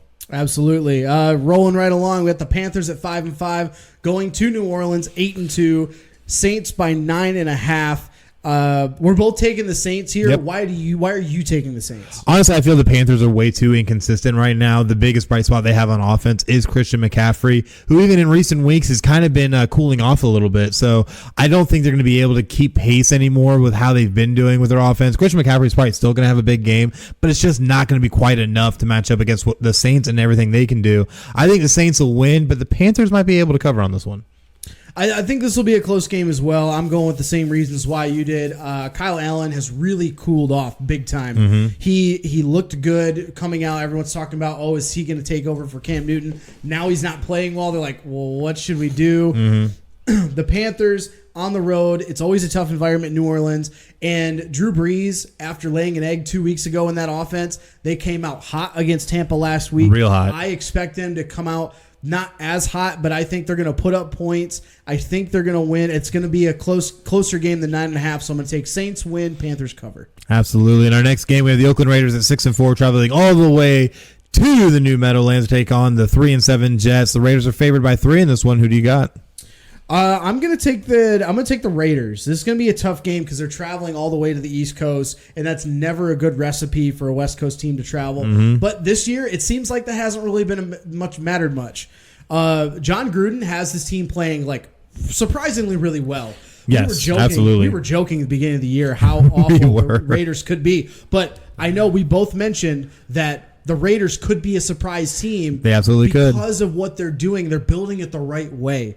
And this is just a product of that. It also helps that the Chargers are trash and the Broncos are trash. So going to play the Jets, who are playing a little bit better. Only a little. I think that it's going to be a shootout of a game, but the Raiders will win. Jets cover. So it's less than 3. So I think it'll be like a 1 or 2 point game kind of thing. but the Raiders will win. Jets cover. See, that's where I cannot agree with you. I think the Raiders will not only win, but cover, and I think a lot of it's going to be on the back of Josh Jacobs, who's going to break 1,000 yards in this game. He's only 77 yards short, but Josh Jacobs has been playing great football this year, 923 rushing yards, 7 touchdowns on less than 200 carries, playing great football. And Derek Carr, we haven't said his name a lot this year at all, especially after how last season went, but having a quietly decent season, 2,400 passing yards, looking to break 2,500 this week, 15 touchdowns, only 5 interceptions, so taking care of the football, and has pretty decent efficiency, over 66%. So honestly, I think the Raiders are really starting to find their groove. They've been able to work the wide receivers, been able to get the run game going, been able to work the tight ends. They're really keeping it going. My only question for them is defense, because their defense is allowing 25 points a game. Definitely not something you want, and also allowing almost 400 yards of offense defensively. So definitely something to watch out for. But I think the Raiders are going to be able to get it going. It's the New York Jets, for crying out loud. Sure, they're on a 2-game winning streak, but you beat the Giants and the Redskins. Whoop-de-doo. Anybody could about beat them. So at the end of the day, the Raiders win this one, and they cover. In our next game, though, we got the Lions. Oh, man, your Detroit Lions at 3-6-1, traveling to D.C. to take on the Redskins at a horrible 1-9. Your Lions are favored by 3.5. Who do you got? Lions on the road against the Redskins. It's a game they should win, which means the Lions are going to lose. Oh, my gosh. This is always Lions fans. Voice your opinions, because I'm right here. This is a game that the Lions. I tried Lions fans. This is the game the Lions are supposed to win, but they end up losing. They're favored by 3.5 on the road. The Redskins, yes, they have not been playing well, but the Lions have been playing also very poorly, just over the last stretch. I know, they're at a crossroads, because right now you've got to figure out one of two things. A, is Matt Patricia the guy? Right. And B, how much longer do you give him? Because here's the problem with NFL. You have to win, come in and win. You got to be a Sean McVay. You got to come in and win now. Matt Patricia is he's standing on the pedestal of it takes time. We've got to change. But the defense has been awful. The linebacking group has been awful. Yeah. They have not been able to be consistent on offense. Matt Stafford's out. Yes, Jeff Driscoll is not turning the ball over, but he's not lighting the world on fire either. You've got no Kerryon Johnson. You've got 2 of the best wide receivers in the NFL, and you can't get them the football. And you've got a guy in the tight end position that you just drafted who's going to be your tight end of the future, but you're not utilizing him. So I have no reason to think that the Lions are actually going to step up and win on the road in this game. That's just how I feel. Well, the big thing I look at is that they have a lot against them, and they've been able to still battle and stay in games. Let's not forget that when they played Dallas last week, they only lost by 8. The week before, they only lost by 7 to Chicago. The week before that, they only lost by 7 to Oakland.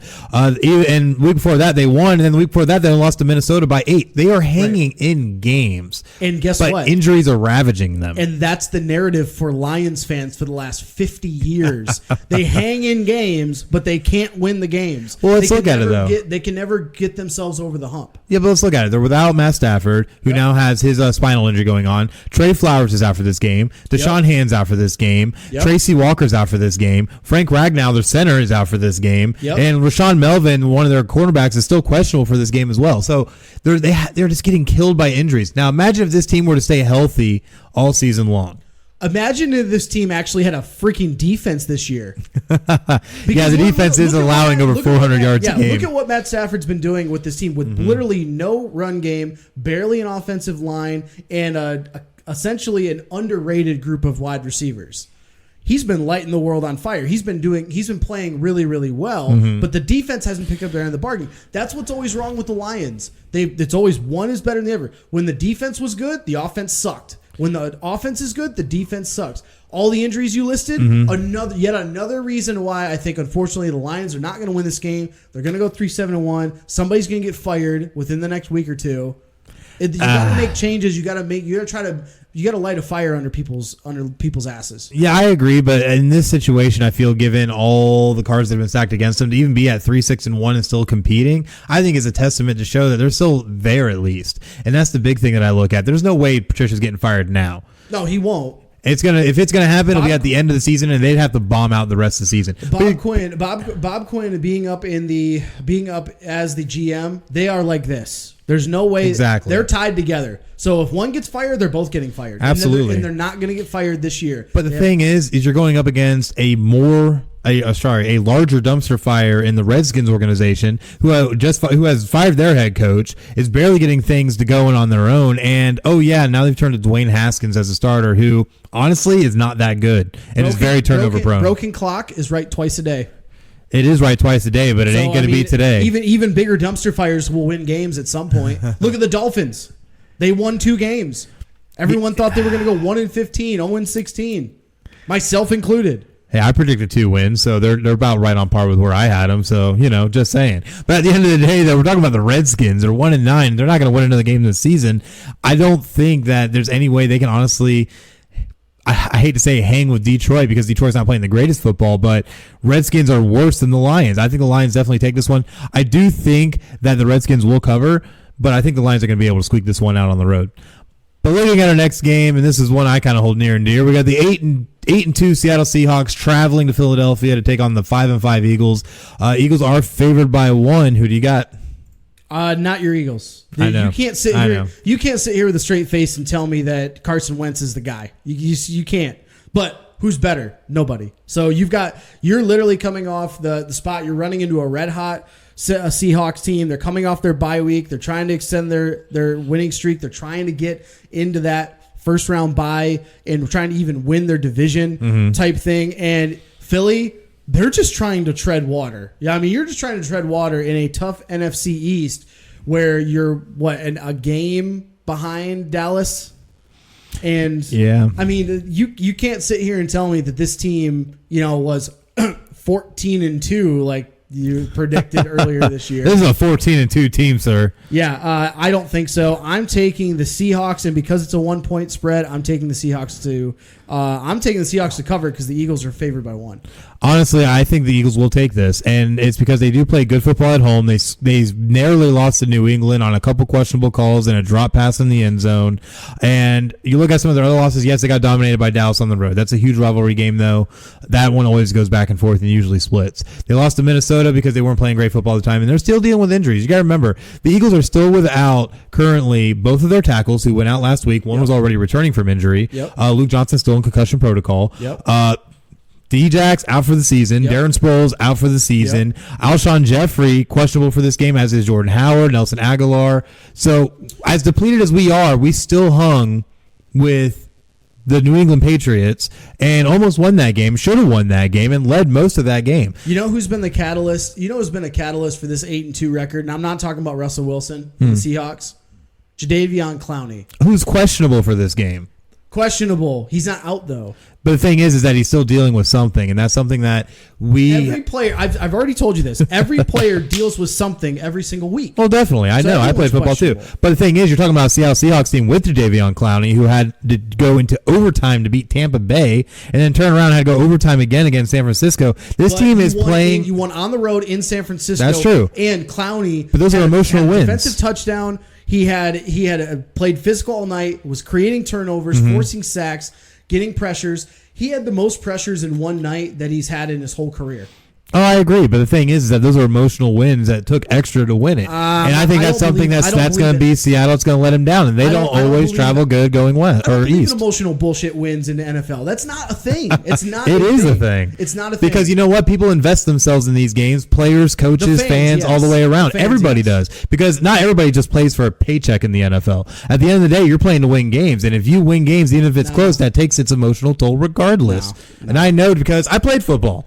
I coach football. NFL football? No, not that level. I'm not that cool. But at the end of the day, it doesn't matter. It's still going to be emotional. College football, yes. Semi-pro, yes. Emotionality is involved in it. There's emotion in the game, but there are no. We don't have robots out there playing. I don't believe in that. Human element always comes in, sir. But either way, though, I got the Eagles taking this one, and obviously they're going to cover with the 1-point spread. But looking at our next game, we got the Jacksonville Jaguars traveling up to take on the Tennessee Titans. Jags at 4-6, but still do have Nick Foles. But like you said earlier, not looking that great. Who do you got in this? Nick Foles played okay, not great, against a tough Titans team at home. They can't stop the run, the Jags. Definitely can't. And Titans run the ball well. As long as Tannehill doesn't turn it over, I'm taking the Titans. It's a 3.5 spread. I'm taking the Titans to cover. Jags fall to 4-7.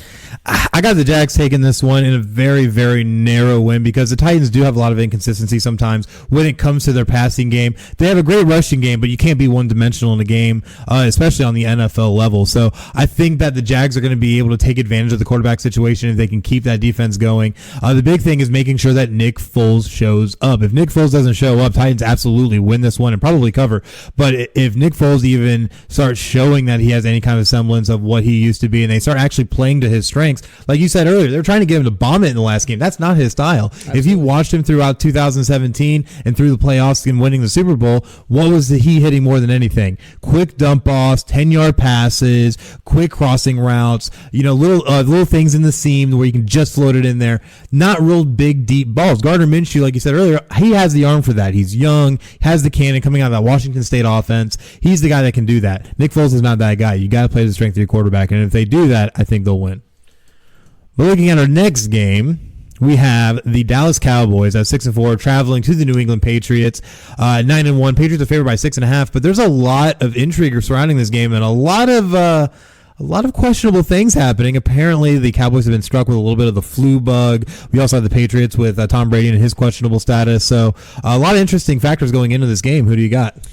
This is going to be a tough game for both teams. This is a measuring stick for the Dallas Cowboys. I mean, Definitely. They have the number one offense in the NFL against the Patriots' top-ranked defense. We know what Bill Belichick can do. He tries to take away your strengths. Mm-hmm. Cowboys, they're on a 3-game win streak, but this is going to be a tough game. I think the Patriots win in a very close game, but Dak Prescott looks good, but the team, Brady does just enough to win this game. I would absolutely not be surprised if the Cowboys go into Foxborough and knock off the Patriots, but I'm going to take the Patriots and the Cowboys cover. I feel in this game, I got the Patriots winning as well, and I think they'll also cover, mainly just because that defense is playing such great football, and I know Dak Prescott has been playing, having a really good season himself, but this is going to be the best defense he has faced all year long. And a lot of his wins have come against more porous-style defenses. Detroit, Giants, Philadelphia, when they still had all the leaks in their defense. Dallas is not made for this. But on the flip side, look at all the offenses that the Patriots have played. They have not played any offense as good as this one. I don't know. You can make an argument for Baltimore, but at the end of the day, Baltimore. Yeah, other than Baltimore, what happened in that game? They lost. There you go. Absolutely. So I have to agree on that as well. I think though that, like you said, I think Tom Brady will start. He will play in this game, and he will do just enough to be able to get them this win. And I think they'll take it, but I think Dallas will be able to cover. All right, Sunday night game. We got the. This was one of the flex games. We had the Packers at 8-2. They're going out to San Francisco, who's 9-1. San Francisco is favored by 3. And I'm taking the 49ers in this game at home. Who are you taking? I'm taking the Packers in this one. And honestly, this was probably the most difficult game this week for me to choose. I felt both of these teams bring a lot of positive, a lot of great players, a lot of great talent, a lot of great explosiveness. And defensively, San Francisco definitely has the edge, but Green Bay has been able to show flashes of great defensive prowess. This is going to be a very exciting game. I think it's going to be closer than what the spread is, but I think Green Bay is going to be able to take this one and steal it on the road. Yeah, it's going to be a tough game. I mean, you got an offense like Aaron Rodgers and what he can do with that team, but I'm looking more so at the defense of the Packers, still struggling, bottom half of the league in a lot of categories. I'm going to take San Francisco. Their defense can do just enough. But that defense taking a blow without D Ford this week, and that's a big thing too. Yeah, that's a big one. But I mean, when you got Garoppolo, as long as he can play well enough, that defense I'm going to take the advantage of Garoppolo versus Green Bay's D versus Aaron Rodgers having a missing D Ford. You know what Aaron Rodgers is going to do every week. And you know absolutely. He's going to do it on the best defenses. Oh, yeah. So, I mean, you got to look at what's Jimmy G going to do against that defense. I think he does just enough. I think it's going to be a very tight game. 49ers win, Packers cover. So in our last game, the Monday night game, 8:15 on ESPN, we'll have the Baltimore Ravens at 8-2, traveling out west to take on the LA Rams at 6-4. The Ravens are favored by 3 and are red hot right now. Who do you got? I'm taking the Ravens here. It is on the road out in LA. LA has been playing really up and down all year. You don't really know what you're getting out of Jared Goff and that offense. I think it's gonna be a tight game, but Lamar Jackson is a cheat code. He is. Cheat code.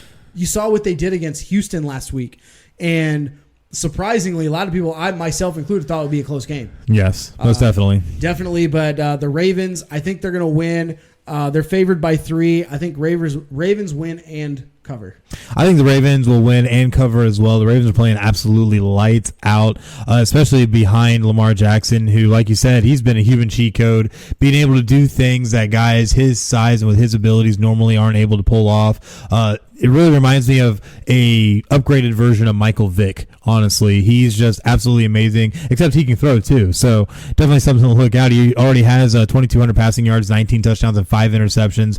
And that's not even counting the rushing game that he has going on this season. So he's been playing absolutely lights out for this team, and I think it's just going to continue this week. I think that the Rams, like you said, have been very up and down. They did win last week against Chicago at home in a very close nail-biter, and that was with Mitchell Trubisky going out in that game as well. And let's not forget, the week before they lost on the road at Pittsburgh. So I don't think the Rams are quite to the level of where they were last season, so I think, and especially where Baltimore is right now, Baltimore's going to be able to take advantage of that, and they're going to be able to win this one on the road.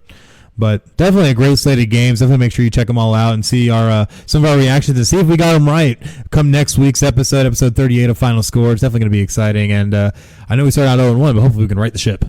Yeah, I think we will. I mean, we got a few games that are different, but they always end up seeming to work out in the end. So most definitely. But we got to pay the light bill, so make sure you stick with us. When we come back, we're going to talk about the Major League Baseball Hall of Fame ballot that was recently released, and talk about everybody who made that list, including some awesome NBA and NHL action that happened. So definitely make sure that you stay with us. We'll be right back. The following support and sponsor Podcast City Network. City Limits Tap Room, sports bar in DeLand, Florida, has brew on tap, serve food, the grilled cheese is excellent. For upcoming events, check out City Limits Tap Room on Facebook.com/City Limits Tap Room. Atlantic Sounds has thousands of new and used vinyl records and CDs. If they don't have it, they can order it for you. Same location since 1982. For more updates on what's new, check out Atlantic Sounds on Facebook.com/Atlantic Sounds Vinyl. Sports Sanity Customs have worked with organizations from custom embroidering polo shirts to jerseys for your kids' baseball team. They do it all. Armed with state-of-the-art equipment and an in-house design team, they are equipped to take on your next project. Visit their website to learn more, sportsanitycustoms.com. Visit Sports Sanity Customs on Facebook.com/Sports Sanity Customs. 3 Count Design offers a wide range of graphic design products, video, photography and other forms of media. Everything from t-shirt designs to websites. Visit Facebook.com/3 Count Design for more. Demo Blast Studios, an explosion of imagination. Original artwork, podcasts, video, apparel and more. Visit demoblaststudios.com. Visit Demoblast Studios on Facebook.com/Demoblast Studios, the best family entertainment pro wrestling show in the state of Kentucky. Kentucky's Own Wrestling brings quality family vintage wrestling to a town near you. Kentucky's Own Wrestling offers a ladies division in wrestling and a training school. Kentucky's Own Wrestling is the current longest running Southern promotion. Visit Facebook.com/Somerset Kentucky's Own Wrestling. All supporters and sponsors are brought to you by Podcast City Network.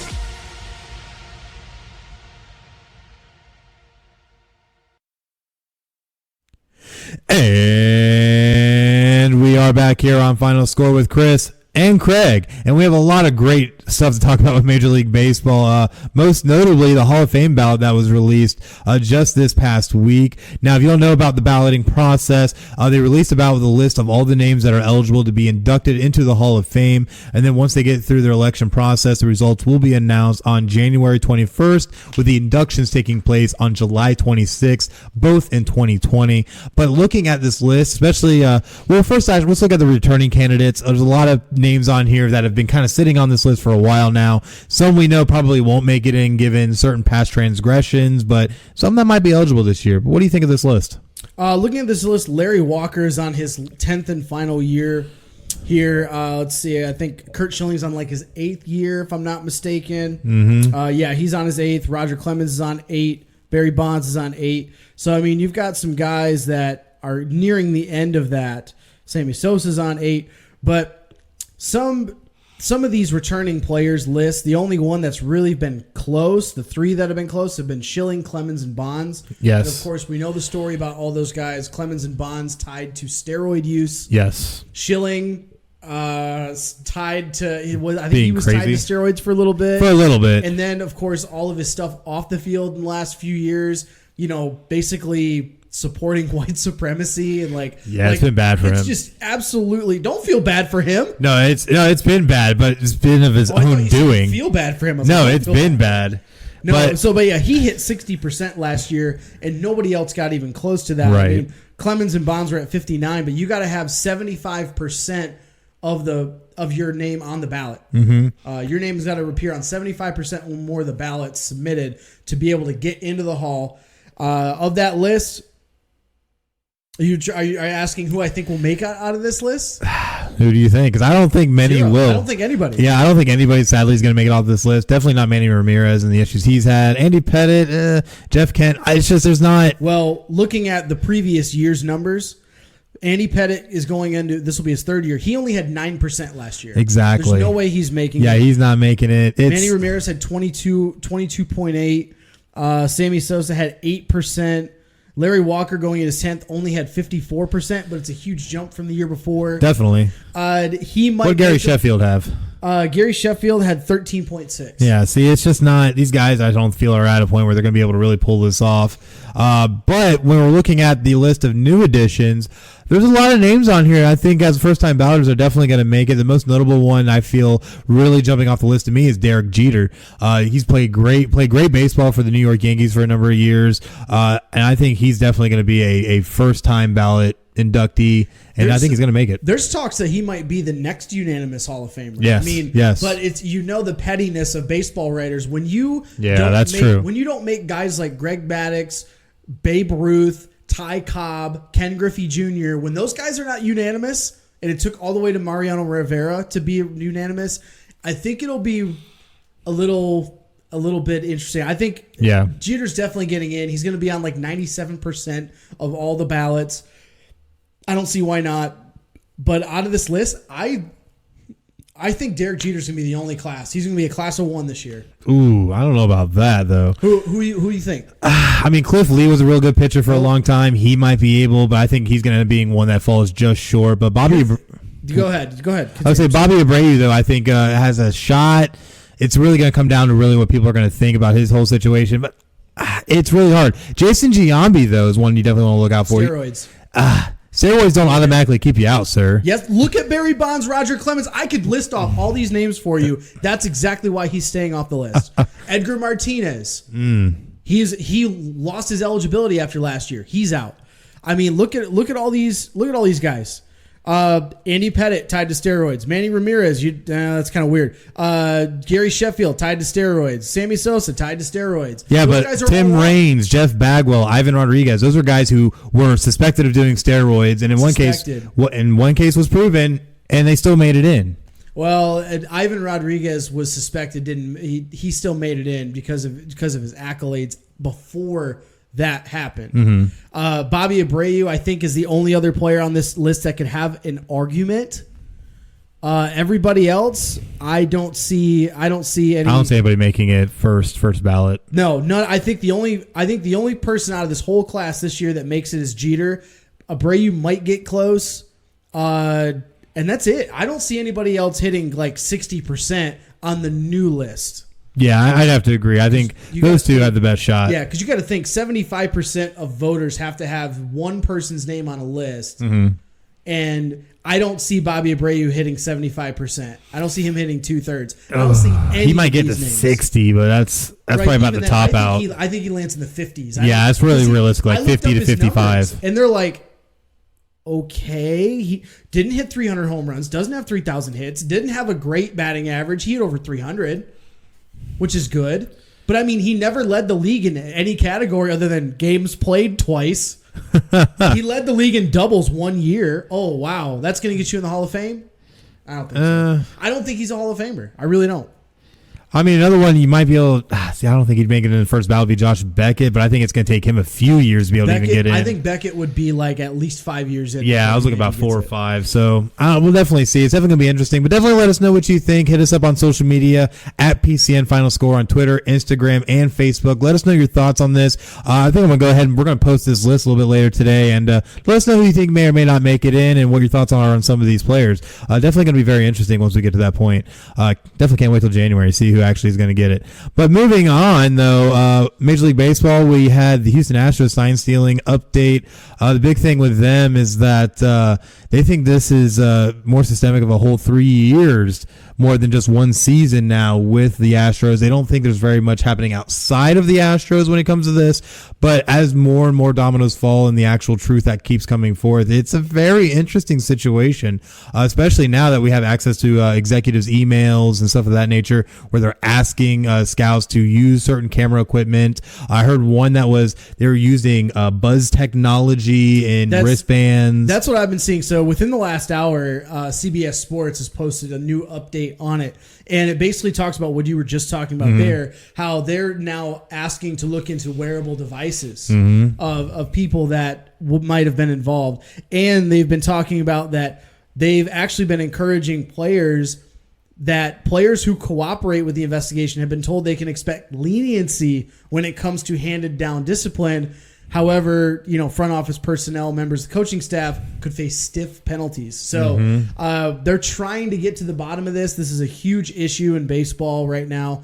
And I think it's going to take a while before we figure it out. But I think once everything gets uncovered, I think it's going to blow the top off of this whole, basically it's another Spygate kind of thing. You know what I mean? Yeah, it's definitely very interesting, especially furtive earpieces, pitch picking algorithms, all the different things that have been coming out have been absolutely insane. And I think just because of that, and because MLB decided to widen their investigation to a 3-year window, this is going to be a very long process, honestly. And I don't think we're going to hear anything for quite some time on this, because this is going to be the biggest scandal ever, I feel like, in Major League Baseball, even bigger than steroids, because honestly with steroid use, you can kind of expect that in sports. You're obviously always trying to get the physical edge, but when it comes to things like this is pretty bad. It depends on who you ask, because the old school, the purists, steroids is way up here, and sign stealing is part of the game. Yeah, and that's what I'm saying. It depends on what generation you ask. That is a good point. Because realistically, sign stealing, in my opinion, sign stealing is part of the game. If you're using technology and that kind of stuff to either A, get better at making signs or changing them up, or B, you got to start banning things from the field. You know what I mean? You got to start banning technology from the field. Well, that's the thing they've done. That's the thing they've done, though. They've banned any type of cellular devices or smart devices in the dugouts. They've banned certain amounts of camera use in certain aspects of the field of play. They've been trying to really, really hammer down on this, but we still see it pop up. I think the most recent one before all this was when it was the Boston Red Sox and the New York Yankees playing in Boston, and there was an iPhone, I believe it was, or an iPad that ended up popping up in the dugout of the Red Sox. Now, obviously, they had said we weren't trying to use it for nefarious reasons. It just happened to be there for more statistical data than anything. But, they ended up giving them a slap on the wrist. With this, though, they were blatantly using a lot of this, because while I do agree to a certain extent with purists and their viewpoint, I still feel that if you're trying to use any kind of means to cheat, that you're not being a very sportsman-like club, because you are really trying to use every advantage you can, even as far as outright going against the rules to try and win, and it ended up leading to them winning a World Series. This is a big thing too. We've never seen this really happen in sport other than college athletics. Would they be stripped of that World Series title? That's a really intriguing idea, the fact that you could start stripping titles from them, but that's a really slippery slope. Very. Because, then, of course, the next thing you got to look at is way back when the Chicago Black Sox, the ones. Oh, yes. You got to strip that, too. That's true. So if you go down that road, that's going to be a slippery slope, because now you're going to start seeing, I think, more allegations, that kind of stuff coming out, that so-and-so cheated and, that kind of stuff. So it's really going to be interesting to watch this all play out. And I think the idea is that both sides want to get this handled by the start of next season. Oh, definitely. So, if their investigations continue to go well, then we could see that by the end of the year. Yeah, we definitely could. And hopefully they'll be able to. Beginning of the next year, I mean. Right. And then hopefully they'll be able to get this done by spring training, because obviously there's not a lot of time between now and then, but this is becoming an ever-widening investigation. So I kind of wonder if this might start to creep into the season and end up becoming all the story of next year, because this is a very big deal. And if it carries into next season, it's going to be a huge distraction. And you could possibly even see, now that they are querying players about it, do players become more wary and try and use ways to get out of Houston at this point? So it's going to be a very, very interesting situation, and this could end up being the utter downfall of this organization for some time. Could very well. I mean, that's really unfortunate with that, what that team's meant to that city and what that team has done, how they've built that organization. It would really be unfortunate to see it crumble. But hey, if you fly too close to the sun like that, you're going to get burned eventually. That is very true, but we'll definitely see how a lot of this shakes out. So definitely make sure to keep on all things Final Score over our social media outlets at PCN Final Score on Facebook, Twitter, and Instagram. And we'll definitely have more on future episodes as this story develops. But at this time, though, we're going to go ahead and we're going to switch gears to some NHL news and take a look at the standings. Things have been getting kind of interesting lately. Yeah, we've got a lot of teams, jockeying for movement. Of course, the big news earlier this week, you've got the Toronto Maple Leafs firing Mike Babcock. That's true. Earlier, already. And I just think it's hilarious being a Red Wings fan, because having been around that and watching everything unfold, it is just funny because like that, you kind of get what coming to you kind of thing. The fact that the way that he kind of stagnated some of our growth. We couldn't get certain guys to come in because they didn't want to play for him. Just the way that the type of atmosphere he created there was really, really detrimental. And definitely, then, of course, he jumped ship right away to go to Toronto, and now it's not going well. But surprise, surprise! Really funny how that's turning out for the Toronto Maple Leafs. Yeah, but looking at some of our standings right now, the Eastern Conference and the Atlantic Division, Boston Bruins still leading that division, 33 points, are currently 14-3-5, plus 22 in score differential, which leads the league. Let me get my English right today, and are currently on a 2-game winning streak, 5-2-3 in their last 10. Yeah, next up on that list, the Florida Panthers move up into second place. They got 29 points. They're at 12-5-5. Hey, it's like someone called it. They could be good this year. You did say that. You did say they could be good. 3-game win streak. They're 7-2-1 in their last 10. And really, playing well both at home and on the road. Quenneville's got them playing really well. Most definitely. Next up, we got the Montreal Canadiens sitting at 3 with 27 points, 11-6-5. Currently on a 3-game losing streak, though, so definitely something to watch out for. But are 5-2-3 in their last 10. And we talked about the Toronto Maple Leafs. Now they're currently sitting at 10-10-4, 24 points, sitting at 4th place in the Eastern Conference Atlantic Division. They've been struggling 4-5-1 in their last 10, and they're hoping a coaching change will help turn their season around. Well, they did get a win after that coaching change, so hopefully maybe that's a sign of things to come, but we'll definitely see going forward. Right behind them, though, we have 23 points from the Buffalo Sabres and the Ottawa Senators. The Sabres 10-9-3, the Senators 11-11-1. Both teams kind of going opposite directions, with the Sabres on a 3-game losing streak and 1-7-2 in their last 10, while the Ottawa Senators, though, are on a 3-game winning streak, now 7-3 in their last 10. And rounding out the bottom of the division, surprisingly, the Tampa Bay Lightning are down near at the bottom. They're 22 points, but they're still right in the hunt. 10-7-2, 5-4-1 in their last 10. They did win their last game, but I mean they really got to play better on the road. And watching, I think I'm trying to forget what game I was watching the other night. Oh, they were playing against St. Louis, and they just couldn't.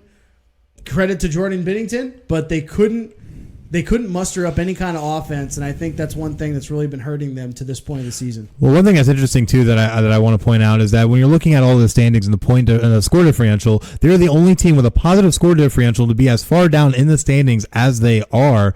So still at +5. So definitely maybe a good sign that the offense is there. but we'll definitely see moving forward. In our Metropolitan Division of the Eastern Conference, we have the Washington Capitals currently leading that division with a league high 36 points, are currently 16-4-4, playing amazing on the road, and are currently plus 17. Their score differential 7-2-1 in their last 10. And the New York Islanders are right behind them. They're sitting at 33 points, 16-3-1. They've won 5 straight games. They're 9-0-1 in their last 10. And they've had a surprisingly very good season. I mean, you get rid of a guy like Tavares, and then all of a sudden your team just kind of takes off. Mm-hmm. It's really, really funny how that kind of stuff works out throughout the course of a season. But the Islanders playing really well. They had a come-from-behind victory against the Penguins within the last night or two. Mm-hmm. So I mean, they're making some noise in the Metropolitan. And 9-0-1 in their last 10. Absolutely amazing. The Pittsburgh Penguins sit right behind them with 28 points, currently 12-7-4. They're 8-3-2 at home, but playing about 500 on the road, plus 18 score differential, and are 4-2-4 in their last 10. Definitely trying to make sure that they can stay in the fight to try and climb the Metropolitan. Carolina Hurricanes right behind them, 13-8-1, 27 points. They're 7-4 at home. Score differential of plus 11. They're 5-5 in their last 10, though. But they're still right in the thick of things in that Metro division. And then my Philadelphia Flyers are playing some inspired hockey, starting to rise up in these rankings a little bit. Currently sitting 5th at 11-7-4 with 26 points. Been playing absolutely amazing at home, 6-1-3, but 5-6-1 on the road. Definitely got to clean that up with an even score differential, so definitely better than the negative they were having, and currently on a 1-game win streak.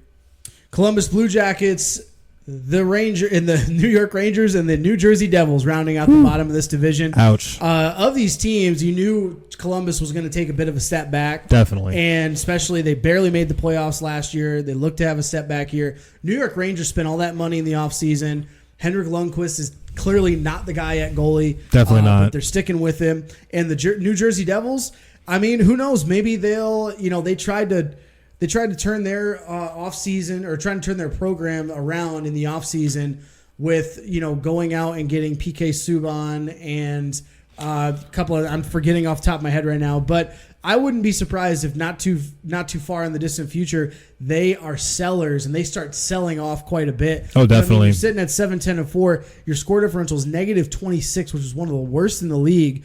And you're already at dead last in the Metro when you were trying to make the playoffs. That's had right. Hopes of it at the beginning of the season. They have the lowest amount of scores, or lowest amount of goals scored, I should say, on the season at 52, at dead last in the league, and just not getting what they thought they were going to get offensively. So I agree. I think they're going to end up probably selling a lot away of that team. But look, switching gears over to the Western Conference, we're going to look at the Central Division with our defending, undisputed, no, we're not going to go down that line. St. Louis Blues, our Stanley Cup champions, that are 14-4-5 and 33 points leading that division, playing really good on the road and at home. Currently with a +8 score differential and a 2-game winning streak, 7-1-2 in their last 10. Right behind them, the Colorado Avalanche, 13-7-2, 28 points, and a tie with second place with the Dallas Stars. And kind of in two different directions. The Avalanche have been 5-5 in their last 10, but they just recently lost. Dallas Stars, on the other hand, have been surging lately, 9-0-1 in their last 10 on a 5-game winning streak. Yeah, playing absolutely out of their minds. And right behind them by 1 point is the Winnipeg Jets, 13-9-1 with 27 points, 7-2-1 in their last 10. Playing so-so at home, but playing good hockey on the road at 8-4, with Chicago sitting right behind them at 9-9-4 with 22 points, 6-3-1 in their last 10. Rounding out the bottom of the Central, the Nashville Predators and the Minnesota Wild sitting at 21 points and 20 points respectively. Nashville hasn't played many games on the road this year, but they haven't done well with those. They're lost 6 straight. They're 2-6-2 in those last 10. So, of course, those 6 losses all came in a row. But the Minnesota Wild, 4-10 on the road, not playing well away from their home ice at all whatsoever. Only scoring 60 goals doesn't really help you if you're the Wild. Very true. But 5-3-2 in their last 10. Now, switching gears over to the Pacific Division, the Edmonton Oilers, who I think have a very strong case to try and make some noises when it comes playoff time, are currently 14-7-3 with 31 points, and are playing absolutely inspired. Are on a 1-game losing streak, but are playing really good at home, 7-2-2, but are 5-3-2 in their last 10. They've been a crazy story. I mean, here's a fun fact about that team, is that in 3 separate categories, goals, assists, and points, Connor McDavid and Leon Draisaitl are either in the top 3 or top 2. Their top 3 in goals both have 16, and then in assists, they both have 28. They're leading the league. They're killing in points, they both have 44, leading the league. So these two guys, this 1-2 punch in Edmonton is really starting to pay dividends for them, and it shows. I mean, I saw a game this was last week already. They played the San Jose Sharks. Figured it would be a really good game, and they destroyed the Sharks. I think it was like 5-1 or something like that. Oh, yeah. But it was a big game for the Sharks. But, I mean, Edmonton's playing very well. They have a first-year head coach. You thought that maybe the coach of the past, I forget his name. He coached at the Sharks, not Quenneville, McClellan. McClellan there. He, you figured he would be the guy to push them where they need to go. Didn't happen. Coaching change. Look what happens. Exactly, and let's not let's not forget either. I cannot English today. Let's not forget either. Apparently, last couple of weeks. Yeah, it's been an epidemic. Apparently, Connor McDavid though last week had those 6 points in just 2 periods, absolutely killing it. So this team is definitely one to watch out for going forward. But right behind the Oilers are the Arizona Coyotes, currently 13-8-2, 28 points. Playing so-so at home, but 7-3-2 on the road. They're on a 1-game losing streak, but plus 13 is score differential. Definitely something to watch out for. Vancouver and Vegas tied at third with 26 points apiece, and those two teams. You saw what, Vancouver's kind of playing a little bit over expectations. Vegas struggled a little bit early on the first couple weeks. They're starting to bring it back. But both teams kind of treading water right now. 3-5-2 in their last 10 for Vancouver, 3-4-3 for the Vegas Golden Knights. And then right behind them, tied with 23 points apiece, the Anaheim Ducks and San Jose Sharks, which were going in different directions. Calgary Flames. Oh, yeah, and the Calgary Flames. Let's not forget. But the Anaheim Ducks were a team that were on the rise, along with Calgary. San Jose was at the bottom of the division, now all traveling in different directions, as you have Anaheim is currently on a 2-game losing streak, 3-4-3 in their last 10, 10-10-3 overall. San Jose is 11-11-1. You think it'd be right there with them, but they're 7-3 in their last 10, currently on a 1-game winning streak and trying to dig themselves back out of the basement. But then we look at Calgary, who's 10-12-3, currently 3-6-1 in their last 10, are on a 6-game losing streak and playing horrendous on the road. It's amazing what happened with Calgary, with how they played last year, and now this year it's kind of in the opposite direction. You mentioned they lost 6 straight. They're 3-6-1. They're not playing very well. The Sharks, though, are on the other side. They started off really, really, really bad. Really bad. 4-10-1, but since went on a 6-game winning streak. They were outscoring their opponents 27-17, and their penalty kill is the best in the league. So, I mean, that right there helps propel them up to finally at 500, sitting at 7-3-0 in their last 10. Yeah, most definitely. And we can't forget very last, the LA Kings, who are 9-12-1, 19 points so far on the season, only one better than New Jersey, and are currently 5-4-1 in their last 10, 1-game winning streak, so it might be something to look at, but they're playing absolutely horrendous on the road. I was going to say, at least for the one bright spot for Kings fans, you're playing well at home. That's what matters. Yeah, at least you can go to the games and they're going to win more times than not, right? Yeah, they're winning over there. That's really what matters. That's really definitely what matters. But a little bit of news today in the NHL with the Washington Capitals. Garnet Hathaway gets a 3-game ban for the spitting incident that they had in Monday's brawl with the Anaheim Ducks. I don't know if you saw it. That was absolutely crazy. Not really. I didn't catch this, but I mean, anytime you have that. Fighting is fighting in hockey. Right, it's going to happen at some point. And you're going to have scuffles at the end of plays and all that. But when you start involving spitting and that kind of stuff, you got to put a stop to that. So I'm not surprised that they slapped him with a ban there. Yeah, I'm not too surprised as well. Especially, I saw the video. They had their little skirmish, got popped in the face, and then he just spits right in the other guy. It was disgusting, honestly. And definitely not any place for that, I think, to that level in hockey. I know we got our fighting, but come on, let's at least keep it clean somewhat. But at the end of the day, he does get a 3-game ban, so the Capitals are going to have life without him. But moving on, we're going to move on to some of our NBA news and take a look at the standings. A lot of crazy things have been happening in the NBA. A little bit of movement going on. What do you got going on here?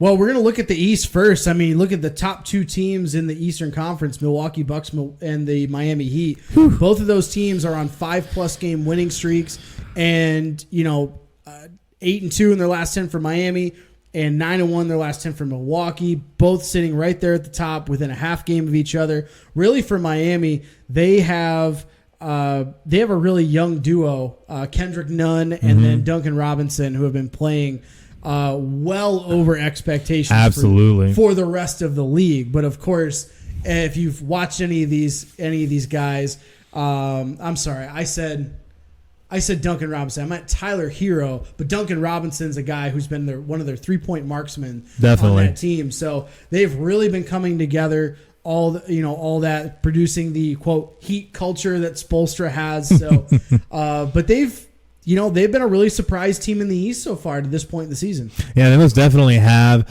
Really making a lot of noise. I think I had predicted Miami wasn't even going to make the playoffs or squeak in as an 8 seed, let alone be here sitting number 2 right now. You have the Orlando Magic better than them, sir, and I did not. The Magic still are in the playoff hunt, though, at number 8th in these rankings. So We'll get there. Little by little, we'll take a look. But Miami has been playing really inspired basketball. But I still look at Milwaukee, who's playing with a league best 120 points a game. Really been making noise and making things happen. So definitely still got to watch out for Milwaukee. But with Milwaukee, the key is going to be, can they make it happen in the playoffs? But behind both those teams, you got the Boston Celtics and the Toronto Raptors, 11-4 and 10-4 respectively. Boston, though, had a huge blow. They're currently on a 2-game losing streak. But Kemba Walker had a collision in last night's game, ended up being stretchered off. Found out, though, he's in concussion protocol, so it's not that serious, but he is going to miss a little time. Yeah, better to be safe than sorry there. I mean, anytime you have he had a head on, like, top of the head, crown of the head was in a chest. Yes. In a teammate's chest. So, yeah, you never like to see that, but hopefully he's not out too long for Boston Celtics' sake, because, they have been playing really well up until the last few games, but still 1 game behind that top spot. They're making a push to try to make dethrone the Toronto Raptors, who are sitting right there with them.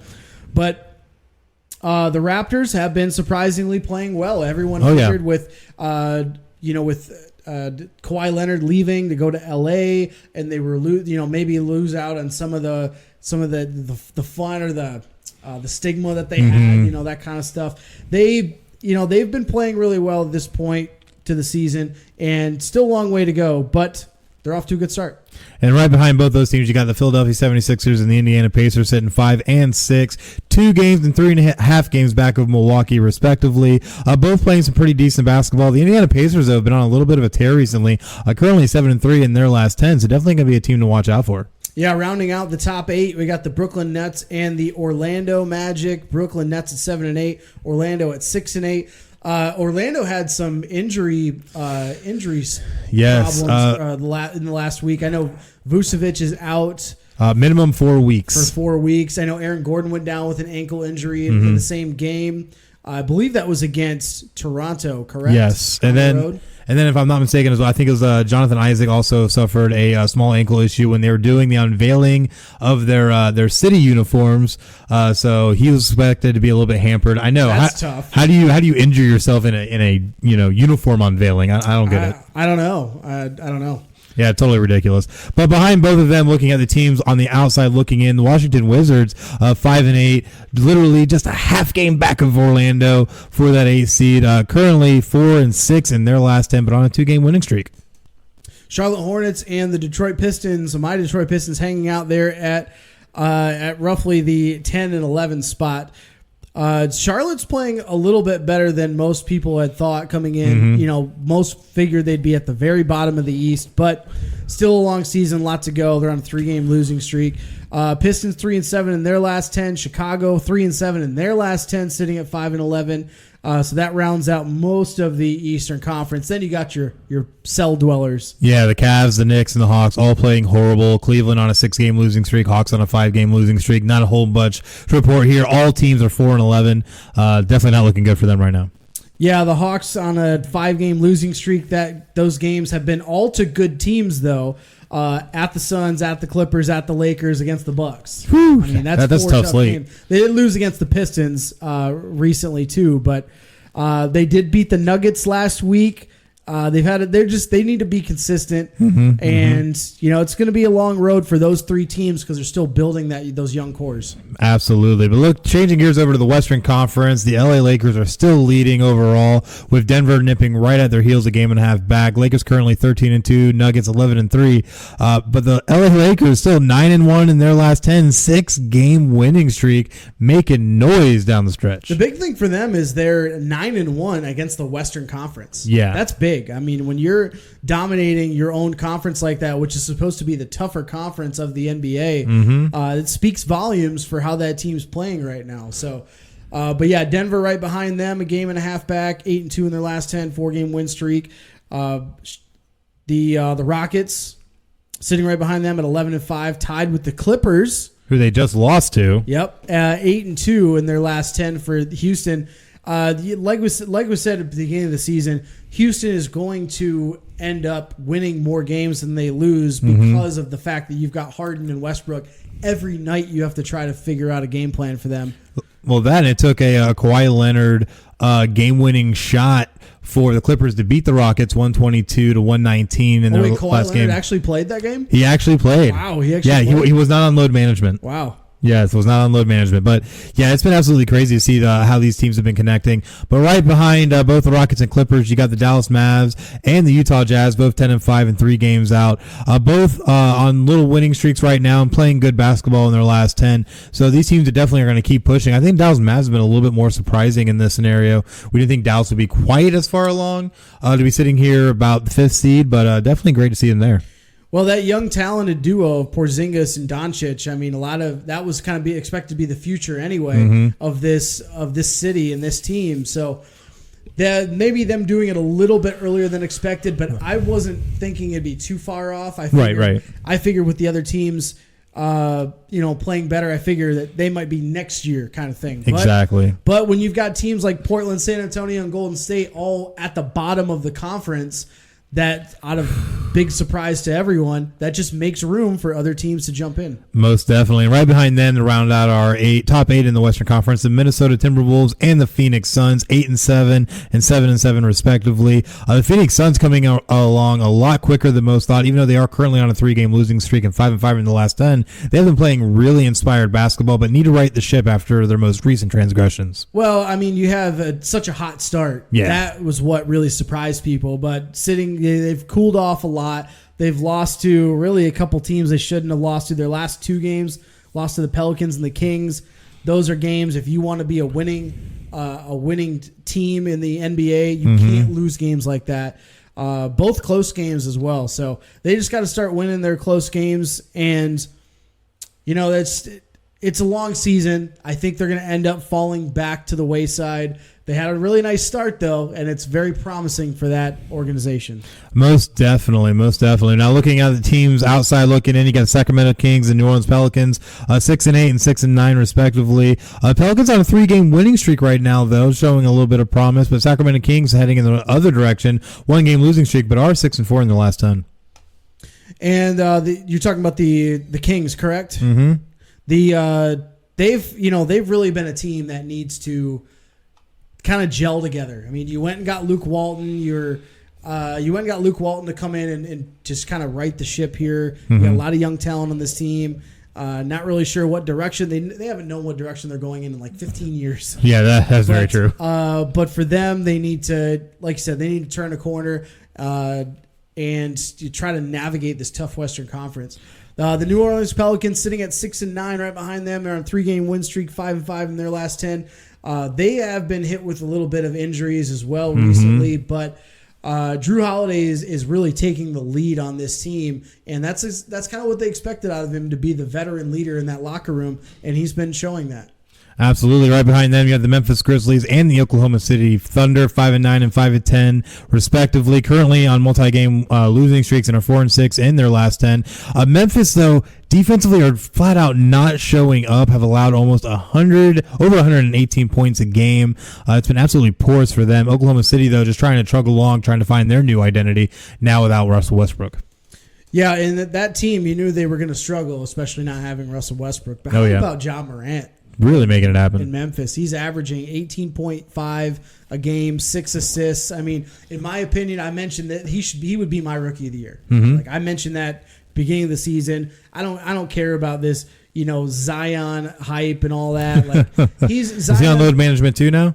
He's been hurt. He's been really hurt, which is unfortunate for him and his growth. But I mean, on that team, he's not going to be the star player Ja Morant is on his team. So it's going to help him in his rookie of the year candidacy. So, but Ja Morant is such an electric player. It's so fun to watch him. Oh, definitely. And I'm looking forward to watching him for a very long time to come. Yeah, as long as Morant can keep consistency and keep it rolling, I think he can definitely roll himself all the way, because we still are going to be some time without Zion. He's not expected to be back until mid-December after having his little surgery. So we'll definitely see how a lot of that plays out. But looking at our bottom three in the Western Conference, you have the Portland Trail Blazers, the San Antonio Spurs, and the Golden State Warriors. Who would have thought we'd be saying those three names in the bottom of these rankings? Currently 5-11, 5-11, and in Golden State's case, 3-14. Well, it doesn't help if you're Golden State if you're throwing out your G League team as an NBA starting lineup. Right. It's really tough to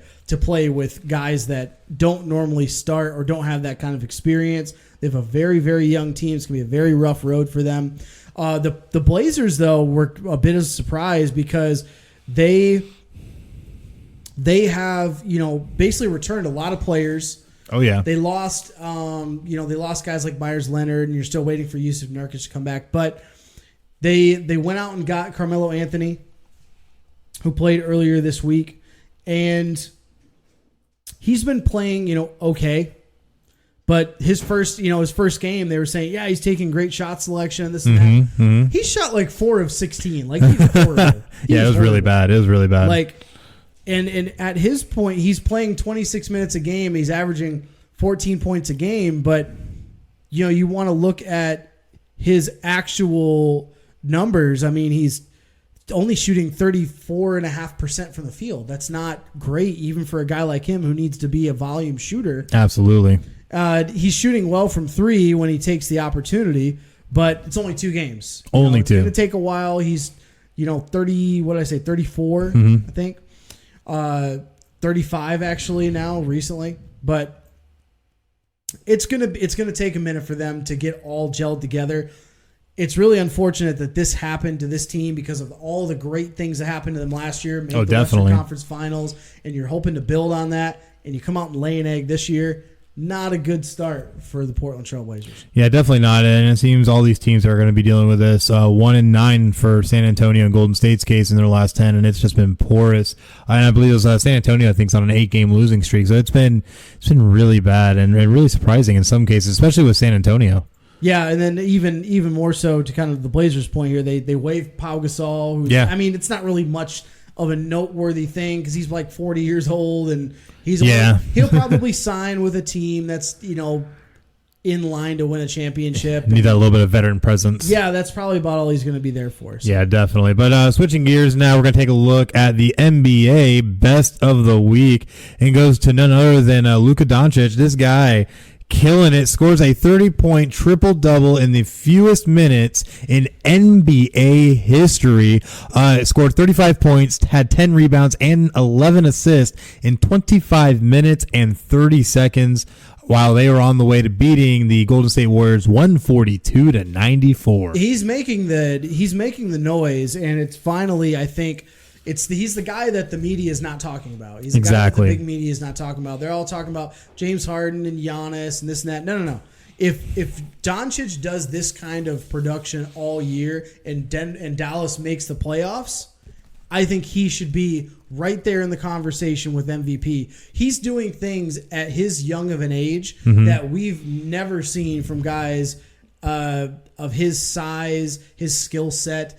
Having triple doubles like this at this young of an age, he's in a class with him and LeBron. He's currently averaging a double-double, very close to averaging a triple-double right now. He's averaging, just over, oh my goodness, I just lost my complete place, 29.9 points a game, 10.4 rebounds, and 9.7 assists. And that's for the season. He's just been killing it. So it's definitely going to be interesting to see how how this is going to turn out. He could, if he keeps this going, he could be a strong MVP candidate. I'm going to throw in my early media vote for this right now. Oh, there it is. I don't have one, so but it's but you could get one maybe. If I had one, it would be for Luka Doncic right now. Absolutely, what he's playing. I know James Harden's doing his thing, Russell Westbrook's doing his thing, Giannis is doing his thing. No. I'm going at he is the most valuable player to his team, and look at what he's doing with it. Mm-hmm. You can't deny that kind of a talent for that long. Yeah. And I think he could be the next.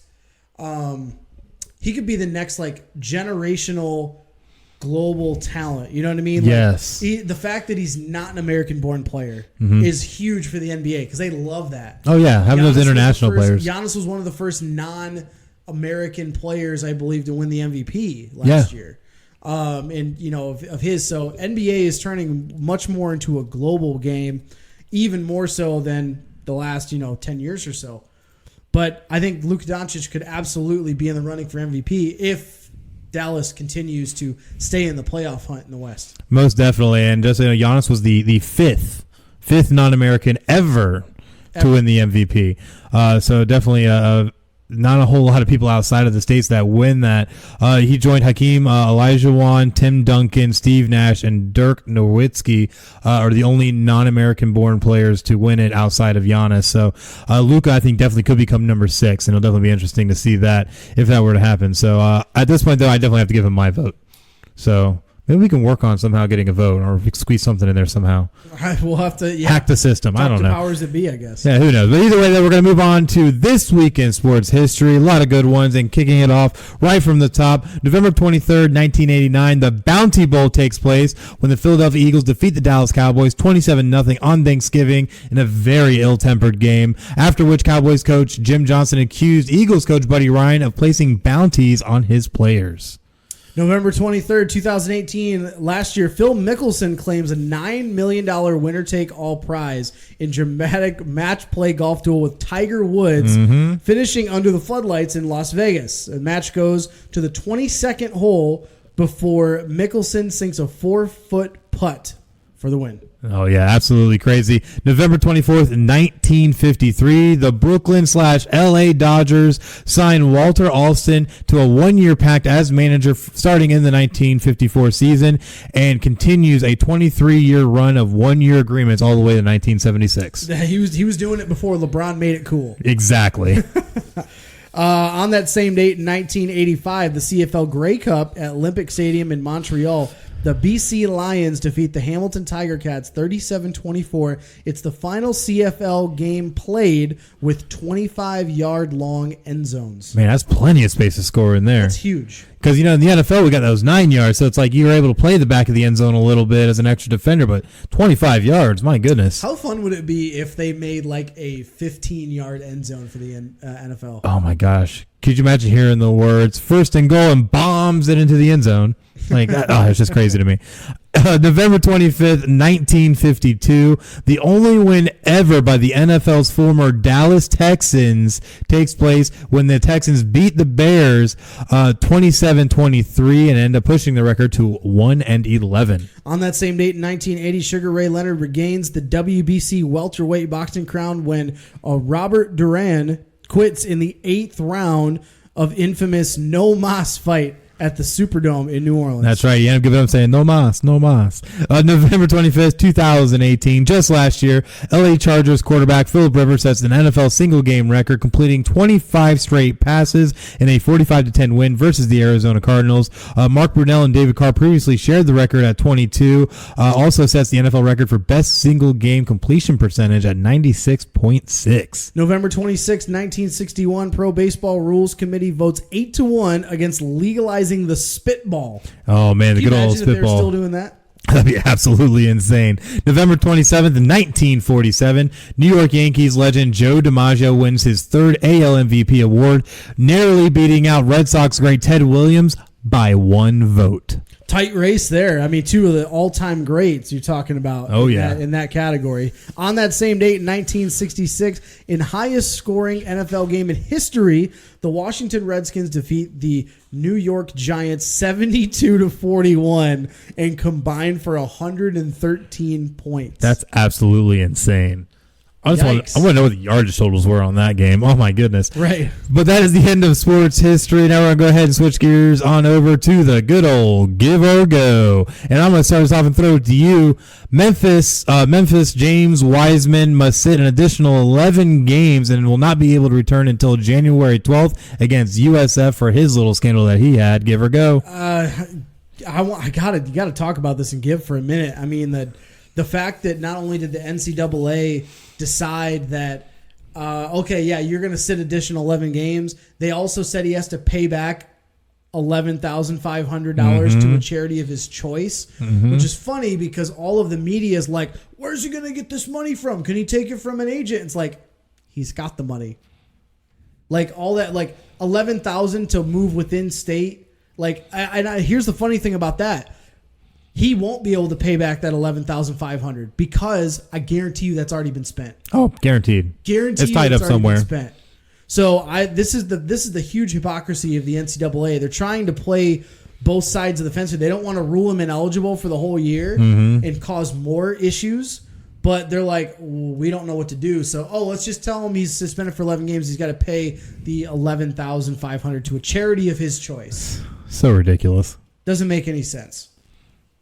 But we'll move on and go to the next one. Orlando Magic co-founder Pat Williams wants an MLB team in Orlando. Give or go. I'm going to go on this because I don't see any kind of justification for bringing yet another MLB team into Florida when you have the Tampa Bay Rays and the Miami Marlins that are literally sitting dead last in attendance. Not saying that it wouldn't be a cool idea. You know, they probably would set up shop at like the Disney Wide World of Sports and just build a new stadium down there, and Disney would probably become their main sponsor and just pour tons of money into it.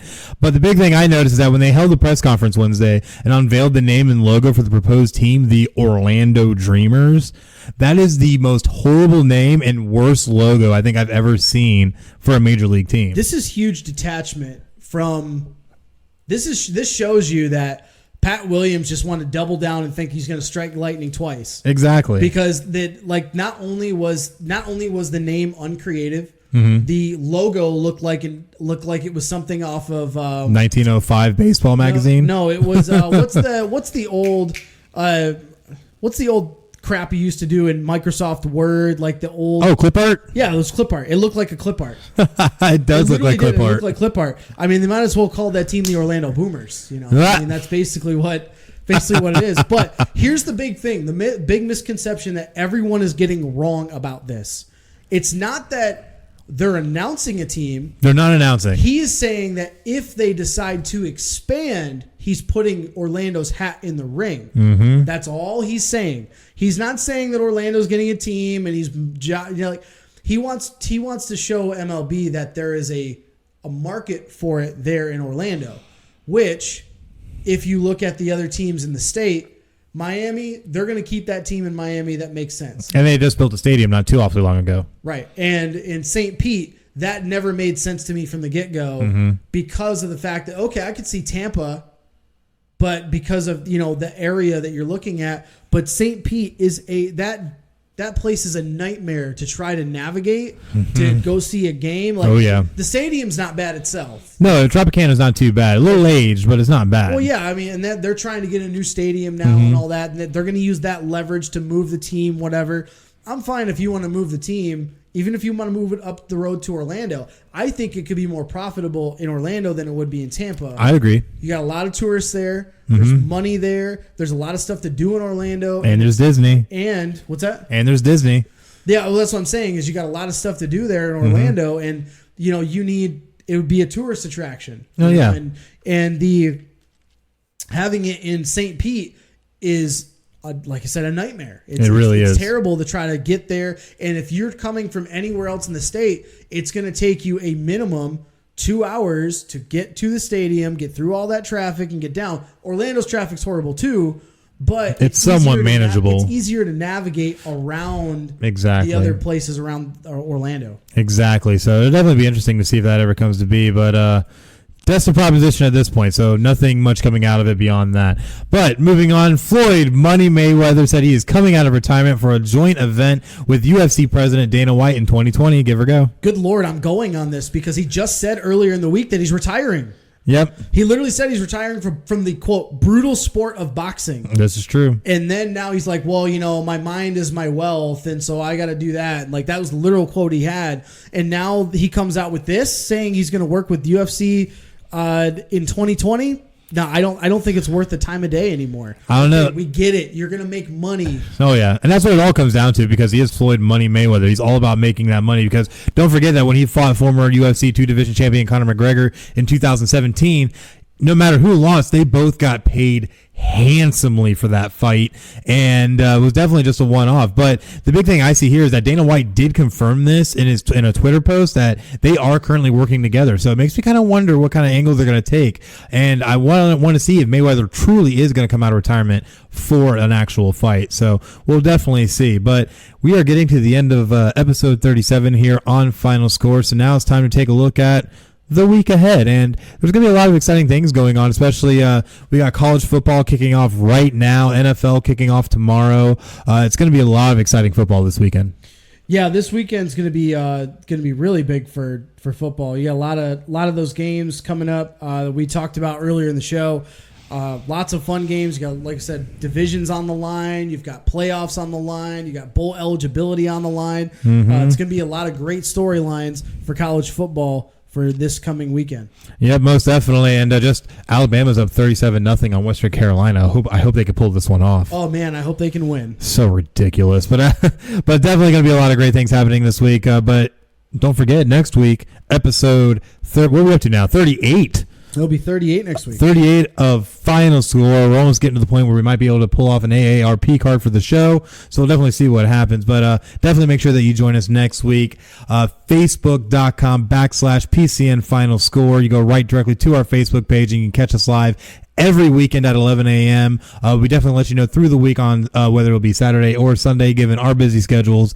But we definitely come to you every week, trying to bring you the latest sports news. But to make sure that you know about those happenings, you got to make sure that you follow us on social media at PCN Final Score on Facebook, Twitter, and Instagram. Go give us a like, go give us a follow, check mark for those notifications so you can see all our latest posts and see when we go live, and leave us a rating. Let us know how we're doing. Let us know how you like the show. And if you feel like we could be doing better, let us know how, because we try to bring the best show that we can for all of you, the fans. But also make sure that you go and follow us on all of our myriad of content platforms, including Spotify, iHeartRadio, iTunes, Podbean, YouTube, Stitcher, TuneIn, and of course Google Play Music. Just search keyword Final Score, one word, and give us a like and follow there. That way you can get the latest and greatest content with all of our great episodes and one-offs from myself and Craig here at Final Score. And we try to always do the best, so definitely make sure you do that there.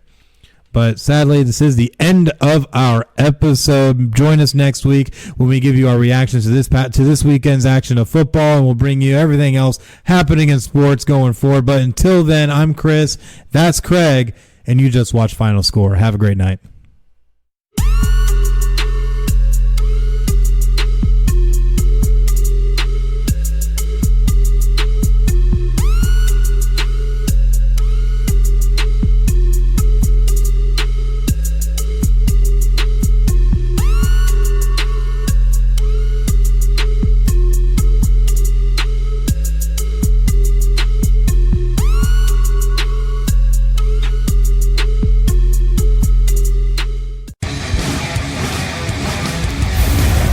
Podcast City Network.